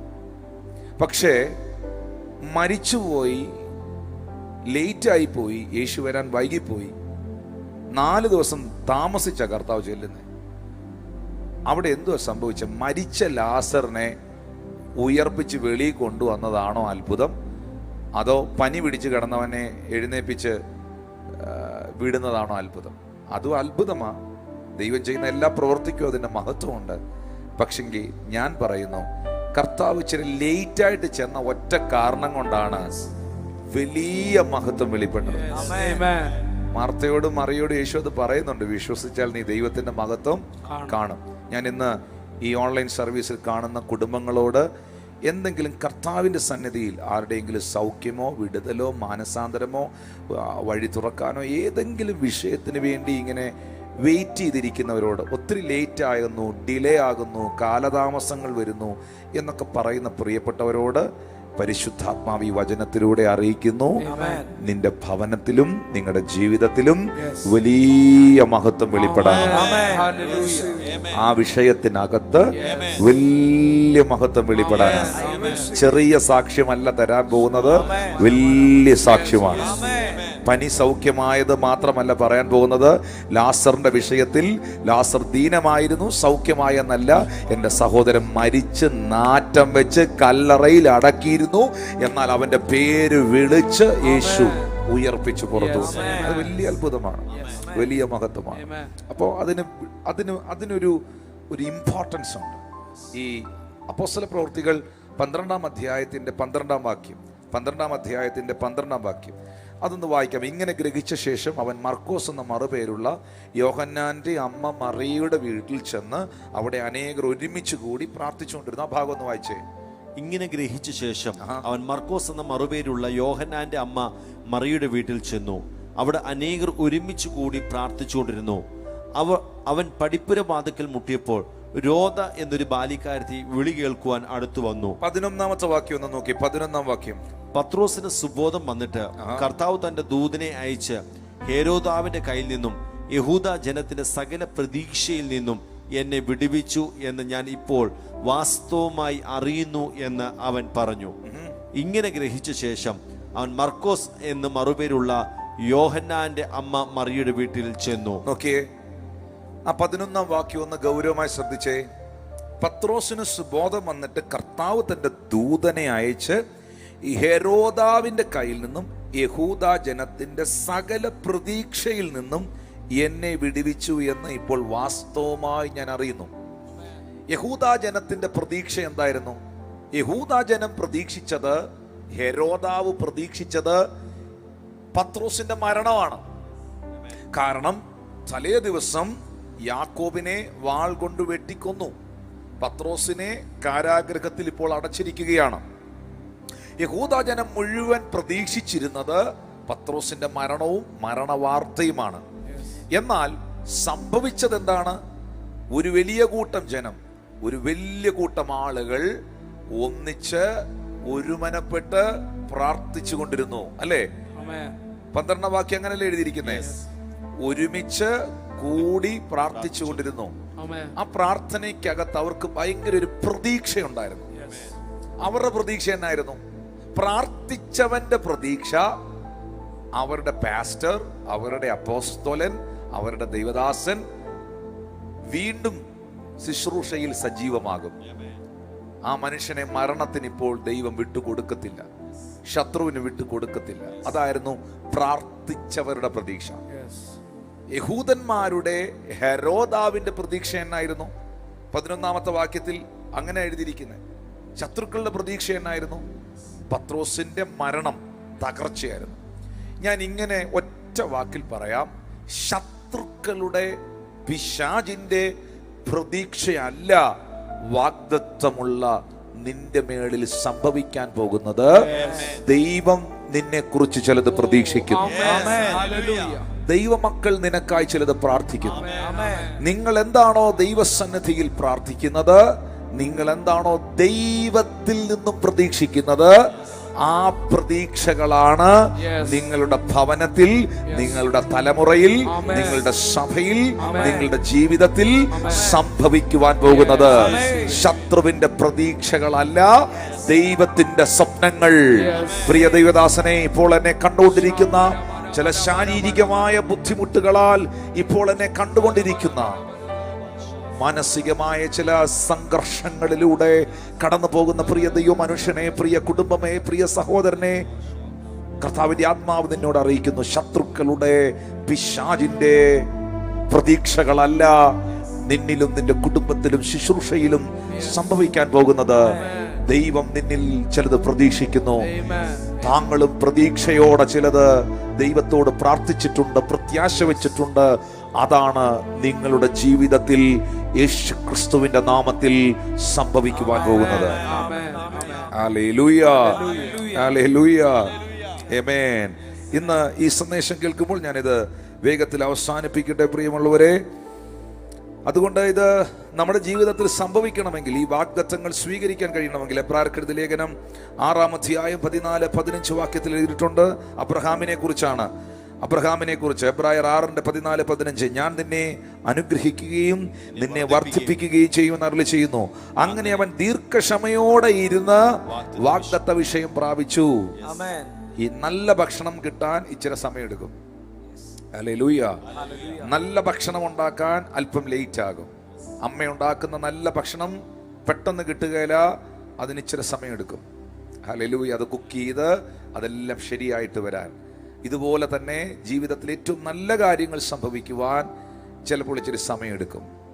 38 വർഷം രോഗിയായി കിടന്നവനെ സൗഖ്യമാക്കുവാൻ ഇറങ്ങി വന്നത് സാക്ഷാൽ ദൈവമാണ്.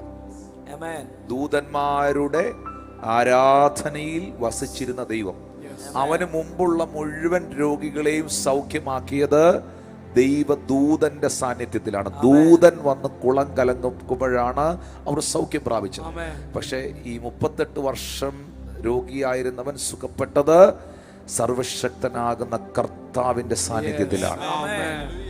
ഹല്ലേലൂയ. 12 വർഷം കാത്തിരുന്ന രക്തസ്രവക്കാരി സ്ത്രീയെ സുഖപ്പെടുത്തിയത് ഈ ലോകത്തിലെ ഒരു ഫിസിഷ്യന്മാരുമല്ല, ലോകം കണ്ടതിൽ ഏറ്റവും വലിയ ഫിസിഷ്യനായ, രോഗികൾക്ക് സൗഖ്യം നൽകുന്ന സൗഖ്യദായകനായ യേശുവിന്റെ കരമാണ്.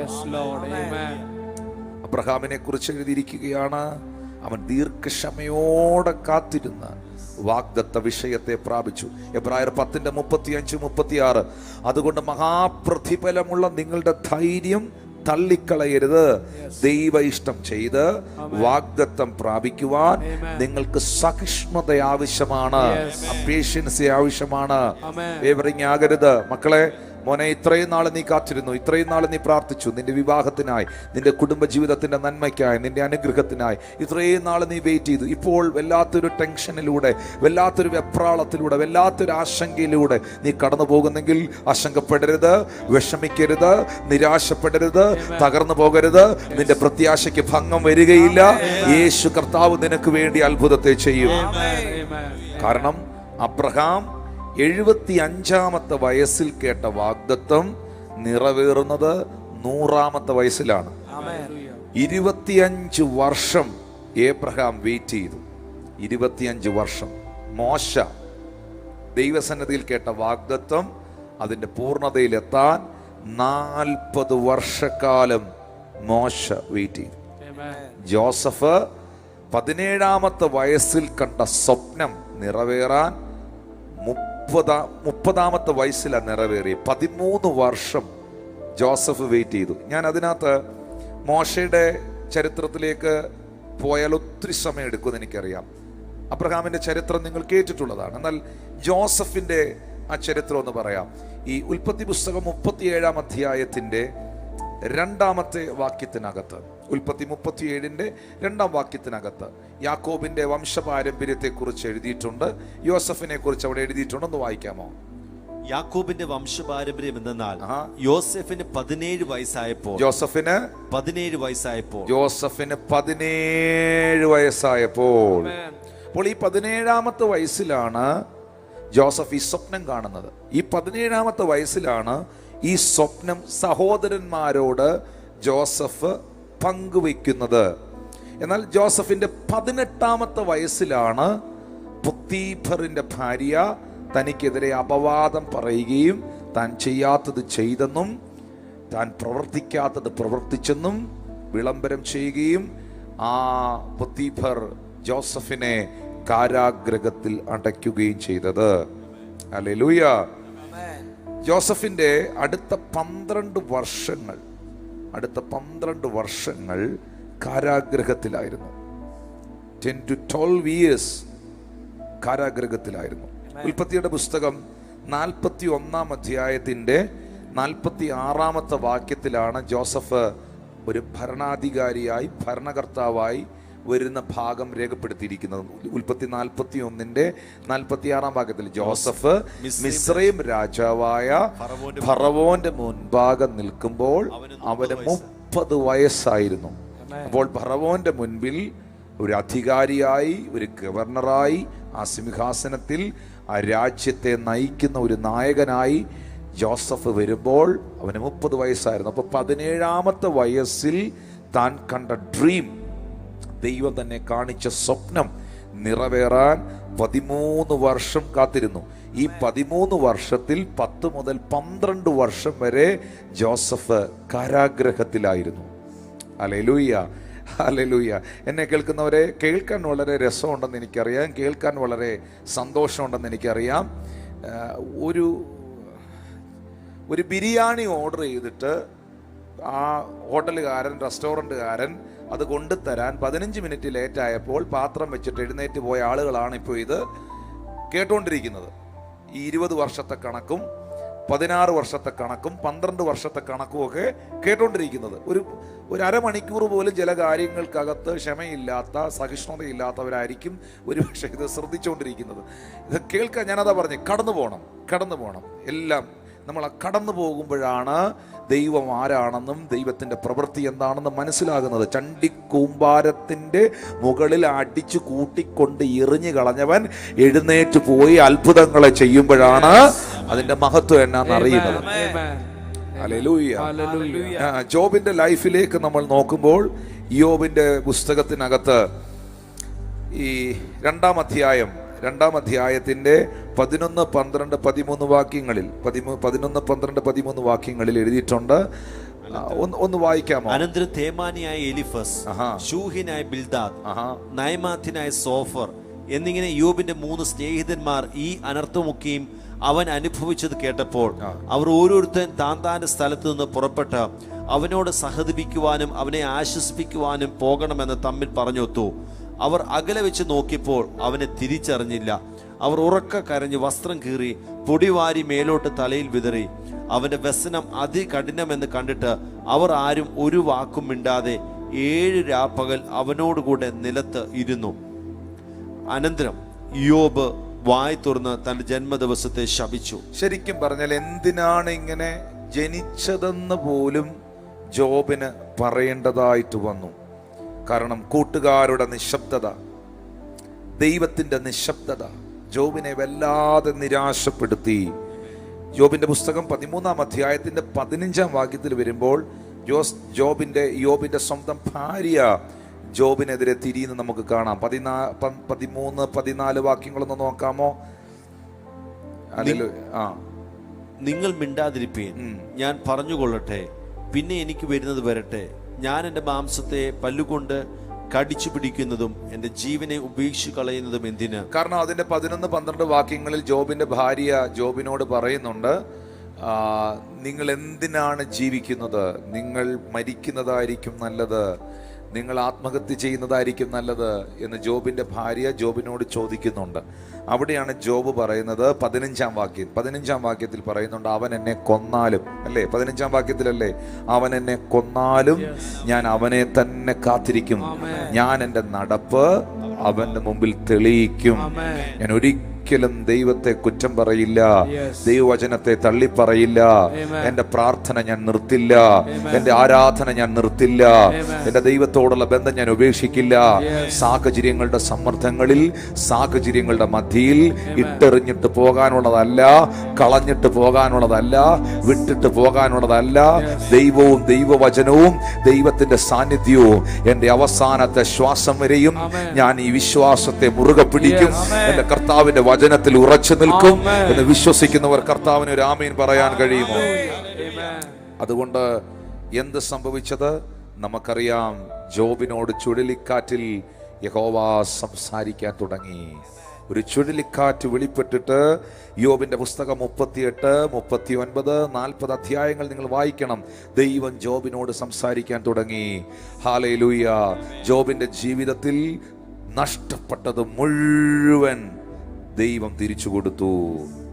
ഈ ദാവീദിനെ ദൈവം ശമൂവേലിലൂടെ അഭിഷേകം ചെയ്തതിന് ശേഷം ദാവീദ് രാജാവിൻ്റെ സിംഹാസനത്തിൽ വരാൻ 13 വർഷം കാത്തിരുന്നു. 13 വർഷം ദാവീദ് കാത്തിരുന്നു. ജോബ് ദീർഘവർഷങ്ങൾ കാത്തിരുന്നു. മോശ 40 വർഷം കാത്തിരുന്നു. അബ്രഹാം 25 വർഷം കാത്തിരുന്നു, അല്ലേ? ഈ കാത്തിരിപ്പിന്റെ ഇടയിൽ, ഈ സിംഹാസനത്തിലേക്ക് വരേണ്ട കാത്തിരിപ്പിന്റെ ഇടയിൽ ഈ ദാവീദ് എന്തെല്ലാം കാര്യങ്ങളെ നേരിട്ടു. കരടിയെ നേരിട്ടു, സിംഹത്തെ നേരിട്ടു, ഗോലിയാത്തിനെ നേരിട്ടു, ശൗലിനെ നേരിട്ടു. എല്ലാ ദിവസവും പുള്ളിക്ക് യുദ്ധമായിരുന്നു. പക്ഷേ ആ യുദ്ധങ്ങളുടെ എല്ലാം നടുവിൽ യഹോവ ദാവീദിന് ജയം കൊടുത്തു.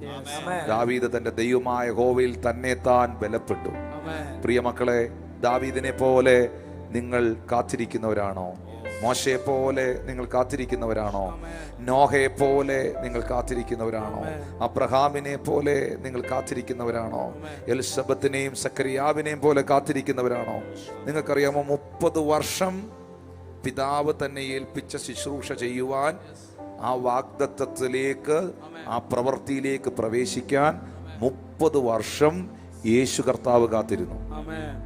മറിയം യേശുവിനെ കുറിച്ച് കേട്ട വാഗ്ദത്തം, മറിയം യേശുവിനെ കുറിച്ച് കേട്ട വാഗ്ദത്തം അതിന്റെ പൂർണ്ണതയിൽ മറിയത്തിന് കാണാൻ 33.5 വർഷം മറിയം കാത്തിരുന്നു.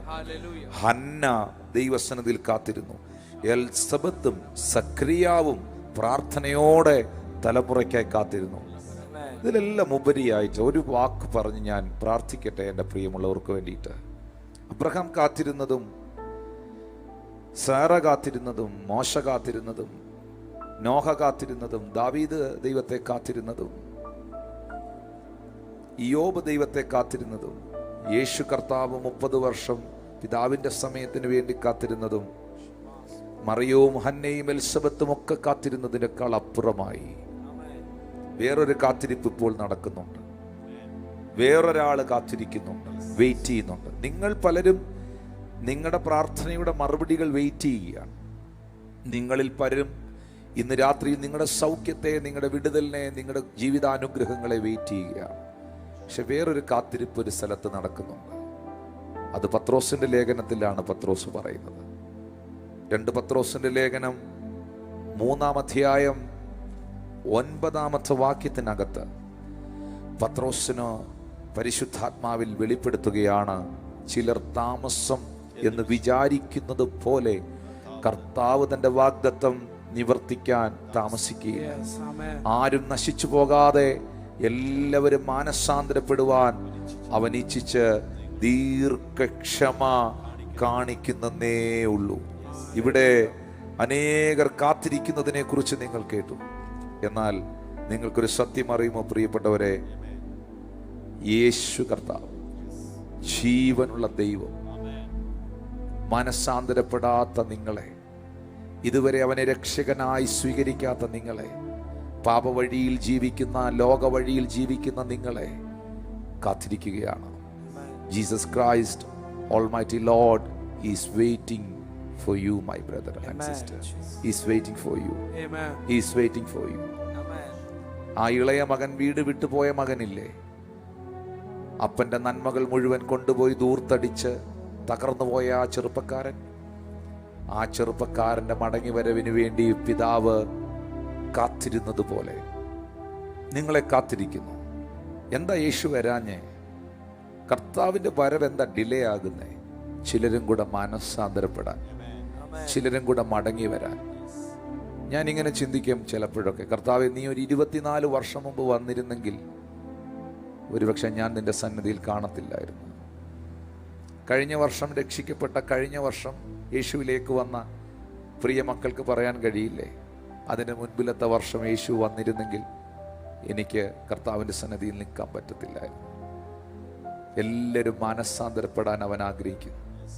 ആരും നശിച്ചു പോകാതിരിക്കാൻ എൻ്റെ ദൈവം ആഗ്രഹിക്കുന്നു.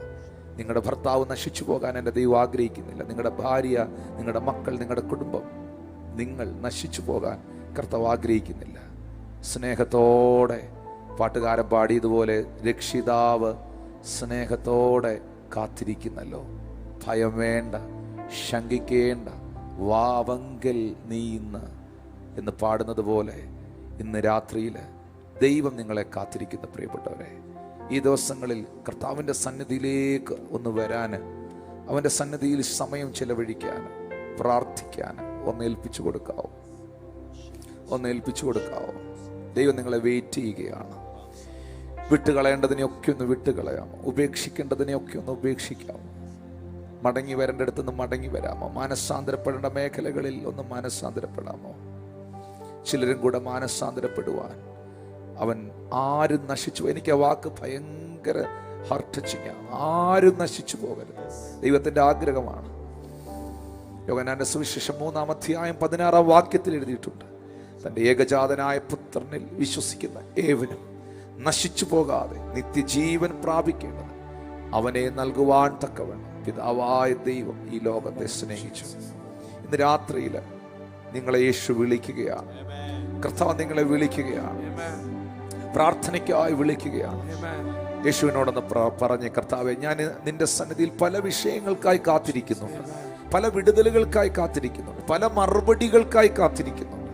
പക്ഷെ അതിലെല്ലാം അപ്പുറമായിട്ട് മറുഭാഗത്ത് അപ്പാ നീ എന്നെ വെയിറ്റ് ചെയ്യുകയാണല്ലോ.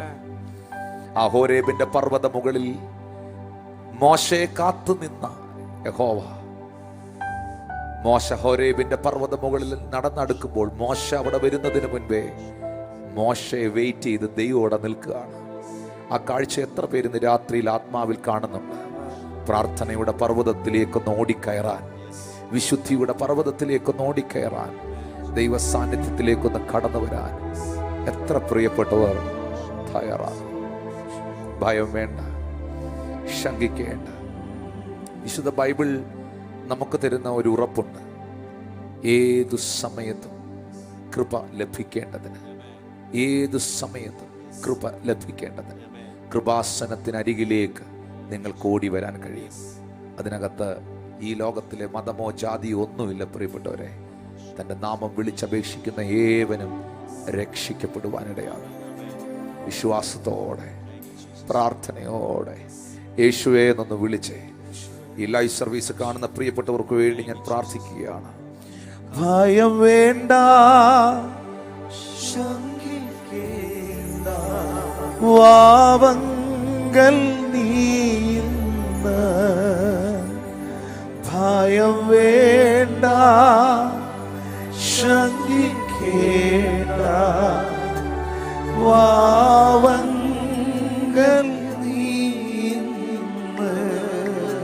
ഇന്നു തന്നെ യേശു നിന്നെ രക്ഷിപ്പാനായി കാക്കുന്നു. ഭയം വേണ്ട, ശങ്കിക്കേണ്ട, വാവങ്കൽ നീന്ന്. ഭയം വേണ്ട, ശങ്കിക്കേണ്ട, വാവങ്കൽ നീന്ന്.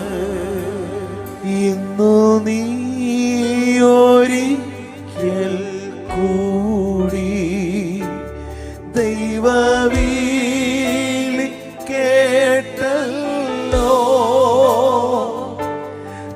രക്ഷിതാവ് സ്നേഹത്തോടെ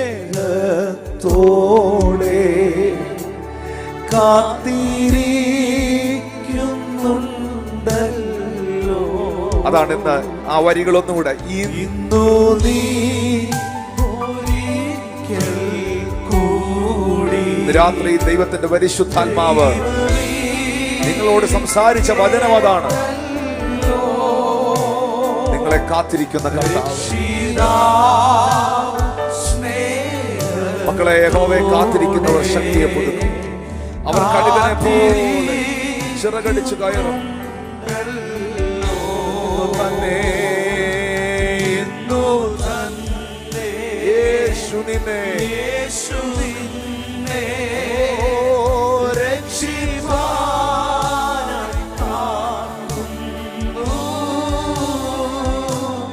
ഭയം വേണ്ട, ശങ്കിക്കേണ്ട, വാവങ്കൽ നീന്ന്. ഭയം വേണ്ട, ഭയം വേണ്ട, ശങ്കിക്കേണ്ട, വാവങ്കൽ നീന്ന്. നിങ്ങളിപ്പോൾ ആയിരിക്കുന്ന സ്ഥലത്ത് കൈകളെ ഉയർത്തി കഴിയുമെങ്കിൽ നിങ്ങൾ ഏതൊക്കെ വിഷയമാണ് ദൈവസന്നിധിയിൽ വെയിറ്റ് ചെയ്യുന്നത്? ചിലർ പറയുന്നു നല്ലൊരു വിവാഹത്തിനായി, നല്ലൊരു ജീവിത പങ്കാളിയെ ലഭിക്കുവാനായി ഞാൻ പ്രാർത്ഥനയോടെ കാത്തിരിക്കുകയാണ്. ചിലർ പറയുന്നു എനിക്ക് നല്ലൊരു ജോലി ലഭിക്കുവാനായി ഞാൻ കാത്തിരിക്കുകയാണ്. ചിലർ പറയുന്നു എനിക്കൊരു പ്രൊമോഷൻ ഉണ്ടാകാൻ, ഒരു വിസ ലഭിക്കുവാൻ, അല്ലെങ്കിൽ എൻ്റെ ഒരു സൗഖ്യത്തിനായിട്ട്, എൻ്റെ ജീവിതത്തിന്റെ സമാധാനത്തിനായിട്ട്, എൻ്റെ ഭർത്താവിൻ്റെ ഭാര്യയുടെ മക്കളുടെ മാനസാന്തരത്തിനായിട്ട് ഞാൻ കാത്തിരിക്കുകയാണ്. ചിലരുടെ ദുർസ്വഭാവങ്ങളിൽ നിന്ന് ദൈവം അവരെ വിടുവിക്കാനായി. ഇങ്ങനെ വ്യത്യസ്തമായ നിലവിൽ ചിലർ പറയുന്ന ഒരു ശക്തമേറിയ അഭിഷേകത്തിനായി, ഒരു ആത്മീക ശുശ്രൂഷയ്ക്കായി, പ്രവചിക്കുവാനുള്ള ദൈവകൃപയ്ക്കായി, പ്രവചനത്തിന്റെ ആത്മാവിനായി, രോഗശാന്തിയുടെ ഗിഫ്റ്റിനായി ഒക്കെ ഞാൻ കാത്തിരിക്കുകയാണ്. എന്നാൽ ഇതിലെല്ലാം ഉപരിയായിട്ട് ഈ മെസ്സേജ് കേൾക്കുന്ന നിങ്ങളെ ദൈവം വെയിറ്റ് ചെയ്യുന്നുണ്ട്. കർത്താവ് നിങ്ങളെ കാത്തിരിക്കുന്നു. നിങ്ങൾ അവന്റെ അരികിലേക്ക് വരിക, ആ സാന്നിധ്യത്തിലേക്ക് വരിക. രാത്രിയിൽ യേശു നിങ്ങളെ തൊടുവാനിടയാകട്ടെ. ഉറക്കമില്ലാത്ത, ഉറക്കം നഷ്ടപ്പെടുന്ന, ഉറങ്ങുവാൻ കഴിയാത്ത ആ പ്രിയ മക്കളുടെ ജീവിതത്തിൽ ഇന്ന് രാത്രിയിൽ ഒരു അത്ഭുതം കർത്താവ് ചെയ്യട്ടെ. രോഗത്താൽ ഭാരപ്പെടുന്ന പ്രിയപ്പെട്ടവരുണ്ടെങ്കിൽ ആ രോഗമുള്ള ഭാഗത്തേക്ക് നിങ്ങളുടെ കരങ്ങളെ ഒന്ന് വെച്ചേ. നിങ്ങളുടെ ആ പ്രയാസത്തെ കർത്താവിനോടൊന്ന് പറഞ്ഞ്, നിങ്ങളുടെ ആ പ്രാർത്ഥനാ വിഷയത്തെ, പ്രാർത്ഥന കേൾക്കുന്ന യേശുവിനോടൊന്ന് അറിയിച്ച്, ശബ്ദമുയർത്തി യേശുവേ എന്ന് വിളിച്ച്, thank you Lord Jesus, thank you Lord Jesus. ശബ്ദമുയർത്തി പ്രാർത്ഥിച്ച്, കർത്താവിന്റെ അടിപ്പിണരാൽ, യേശുവിന്റെ അടിപ്പിണരാൽ നിങ്ങൾക്ക് സൗഖ്യമുണ്ടാകട്ടെ. യേശു ക്രിസ്തുവിന്റെ അടിപ്പിണരാൽ നിങ്ങൾക്ക് സുഖമുണ്ടാകട്ടെ. ഞാൻ നിന്നെ സൗഖ്യമാക്കും കർത്താവേ, ഞാൻ നിന്റെ സൗഖ്യദായകൻ. നിൻ വചനത്തിനാജ്ഞയാ. പുറപ്പാട് 15:26 എഴുതിയിരിക്കുന്നു, ഞാൻ നിന്നെ സൗഖ്യമാക്കുന്ന യഹോവയാകുന്നു. യെശയ്യാവിന്റെ പ്രവചനം 53:5 എഴുതിയിരിക്കുന്നു, അവന്റെ അടിപ്പിണരുകളാൽ നിനക്ക് സൗഖ്യം വന്നിരിക്കും. പിതാവേ, ഇപ്പോൾ ആരൊക്കെ ഒരു സൗഖ്യത്തിനായി അങ്ങിൽ വിശ്വസിച്ച് അങ്ങയോട് പ്രാർത്ഥിക്കുന്നു, യേശു ക്രിസ്തുവിന്റെ നാമത്തിൽ അവർക്ക് സൗഖ്യമുണ്ടാകട്ടെ. ചില ജപ്തി നോട്ടീസുകൾ കരങ്ങളിൽ ലഭിച്ചിട്ട് ആ ജപ്തി സംഭവിക്കരുതേ, എന്റെ കടഭാരത്തിൽ നിന്ന്, എന്റെ സാമ്പത്തിക ഞെരുക്കത്തിൽ നിന്ന് എന്നെ വിടുവിക്കണമേ എന്ന് പ്രാർത്ഥിക്കുന്ന കുടുംബത്തിന്റെ മേൽ ദൈവത്തിന്റെ കരം ചലിക്കുവാനിടയാകട്ടെ. യേശുവിന്റെ നാമത്തിൽ, യേശുവിന്റെ നാമത്തിൽ സ്വർഗത്തിന്റെ സമാധാനം അവർക്കുണ്ടാകട്ടെ. സ്വർഗീയ സമാധാനം അവർക്കുണ്ടാകട്ടെ. സ്വർഗീയ സമാധാനം അവർക്കുണ്ടാകട്ടെ. വലിയ രൂപാന്തരം ഉണ്ടാകട്ടെ. In the name of Jesus, in the mighty name of Jesus. യേശുവേ, യേശുവേ, യേശുവേ, കർത്താവേ, അങ്ങയുടെ അത്ഭുത കരത്താൽ, അങ്ങയുടെ അടിപ്പിണരുകളാൽ പൂർണ്ണമായി സുഖം പ്രാപിക്കട്ടെ. കർത്താവിന്റെ ശുശ്രൂഷയിൽ, കർത്താവിന്റെ രാജ്യത്തിൽ പ്രയോജനപ്പെടാൻ ആഗ്രഹിക്കുന്നവർക്കായി ഞാൻ പ്രാർത്ഥിക്കുന്ന കർത്താവേ, ഒരു പുതിയ അഭിഷേകത്തെ പരിശുദ്ധാത്മാവ് അവരുടെ മേൽ പകരണമേ. അവരുടെ ആത്മീക കണ്ണുകളെയും അവരുടെ സ്പിരിച്വൽ ഇയറിനെയും അവരുടെ ആത്മീക ചെവികളെയും കർത്താവ് തുറക്കണമേ. അങ്ങയുടെ ശബ്ദം കേൾക്കുവാൻ അവരുടെ കാതുകളെ തുറക്കണമേ. ആത്മതലങ്ങളെ കാണുവാൻ അവരുടെ കണ്ണുകളെ തുറക്കണമേ. സാമ്പത്തിക മേഖലയിൽ ദൈവത്തിന്റെ കരം ചലിക്കണം. ഇതിലെല്ലാം ഉപരിയായി കർത്താവേ, നിലനിൽക്കുന്ന ഒരു നഗരം ഇവിടെ ഇല്ലല്ലോ. നിലനിൽക്കുന്ന ഒന്നേ ഉള്ളൂ. അങ്ങയുടെ രാജ്യമാ, അങ്ങയുടെ വചനമാ. യേശുവേ, അവിടുത്തെ വരവിനായിട്ട് ഞങ്ങളെ ഒരുക്കണമേ. എവിടെങ്കിലുമൊക്കെ ഞങ്ങൾ മാനസാന്തരപ്പെടാനുണ്ടെങ്കിൽ ഞങ്ങളുടെ ഹൃദയത്തോട് പരിശുദ്ധാത്മാവ് ഇടപെടണമേ. അങ്ങയ്ക്ക് കൊള്ളാവുന്ന ഒരു പാത്രമാക്കി ഞങ്ങളെ മാറ്റണമേ. ഇന്ന് രാത്രിയിലും കാഹളം ധ്വനിച്ചാൽ, ഇന്ന് രാത്രിയിൽ ഞങ്ങളുടെ പ്രാണപ്രിയൻ മടങ്ങി വന്നാൽ, ആ കാഹള ശബ്ദം കേൾക്കാൻ ഞങ്ങളുടെ കാതുകളെ വിശുദ്ധിയുള്ളതാക്കണമേ. ഞങ്ങളുടെ ആത്മാവിനെ വിശുദ്ധിയുള്ളതാക്കണമേ. അവിടുത്തെ പരിശുദ്ധ രക്തത്തിൽ ഞങ്ങളെ കഴുകണമേ. അവിടുത്തെ സാന്നിധ്യത്തിൽ അടിയങ്ങളെ നിലനിർത്തണമേ. അവിടുത്തെ കൃപയ്ക്കായി ഞങ്ങൾ നന്ദി പറയുകയാണ്. പിതാവിന്റെയും പുത്രന്റെയും പരിശുദ്ധാത്മാവിന്റെ നാമത്തിൽ എന്നെ കാണുന്ന എല്ലാ പ്രിയപ്പെട്ടവരെയും ഞാൻ അനുഗ്രഹിച്ച് പ്രാർത്ഥിക്കുന്നു. അവർ അനുഗ്രഹിക്കപ്പെടട്ടെ, അവർ ബ്ലെസ്ഡ് ആകട്ടെ. Thank you Jesus. അവർ ബ്ലെസ്ഡ് ആകട്ടെ ജീസസ് നെയിം. ഓൺലൈനിൽ ഞങ്ങളെ കാണുന്ന പ്രിയപ്പെട്ടവരെ, യൂട്യൂബിലും ഫേസ്ബുക്കിലും സൂമിലും ഒക്കെ ഞങ്ങളെ വാച്ച് ചെയ്യുന്ന സഹോദരങ്ങളെ, കർത്താവ് നിങ്ങളെ ധാരാളമായിട്ട് അനുഗ്രഹിക്കട്ടെ.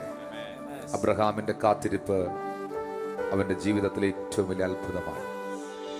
മോശയുടെ കാത്തിരിപ്പ്, നോഹയുടെ കാത്തിരിപ്പ്, മറിയത്തിന്റെ കാത്തിരിപ്പ്, ശിമയോന്റെ കാത്തിരിപ്പ്. ഇതിലെല്ലാം ഉപരിയായിട്ട് ഒരു കാര്യം ഞാൻ പറയട്ടെ. സക്കായി എന്ന പേരുള്ള മനുഷ്യനില്ലേ, സക്കായി യേശു എങ്ങനെയുള്ളവനെന്ന് കാണാൻ ആഗ്രഹിച്ചു. ഒരു അത്തിയുടെ ഒരു അത്തിമരത്തിന്റെ മുകളിൽ കയറി ഇരുന്ന് യേശുവിനെ കാത്തിരുന്നു. കർത്താവിനെ മരത്തിന്റെ മേളിൽ ഈ പുള്ളി വെയിറ്റ് ചെയ്യുക. കണ്ടാ മതി, പുള്ളിക്ക് യേശുവിനെ ഒന്ന് കണ്ടാ മതി. കാണാൻ വേണ്ടി ഇങ്ങനെ കാത്തിരിക്കുക. യേശു അതുവഴി പോയപ്പോ ആ മരത്തിന്റെ മുകളിലോട്ട് നോക്കണ്ട ഒരു കാര്യമില്ല. പക്ഷെ കാത്തിരുന്നവനെ കണ്ടിട്ടേ പോവും.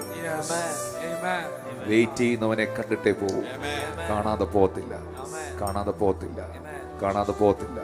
നിങ്ങൾ കർത്താവിൽ നിന്ന് എന്തെങ്കിലും പ്രതീക്ഷിക്കുന്നെങ്കിൽ, കാത്തിരിക്കുന്നുണ്ടെങ്കിൽ, യേശു നിങ്ങൾക്ക് വേണ്ടി അത്ഭുതം ചെയ്യും. മോൻ പാടുന്നൊരു പാടുണ്ട്, ഇത്ര നല്ല ദൈവത്തോട് ഞാൻ എന്ത് ചെയ്യും, നന്ദി ചൊല്ലുവാൻ എൻ്റെ കൊച്ചു ജീവിതത്തെ.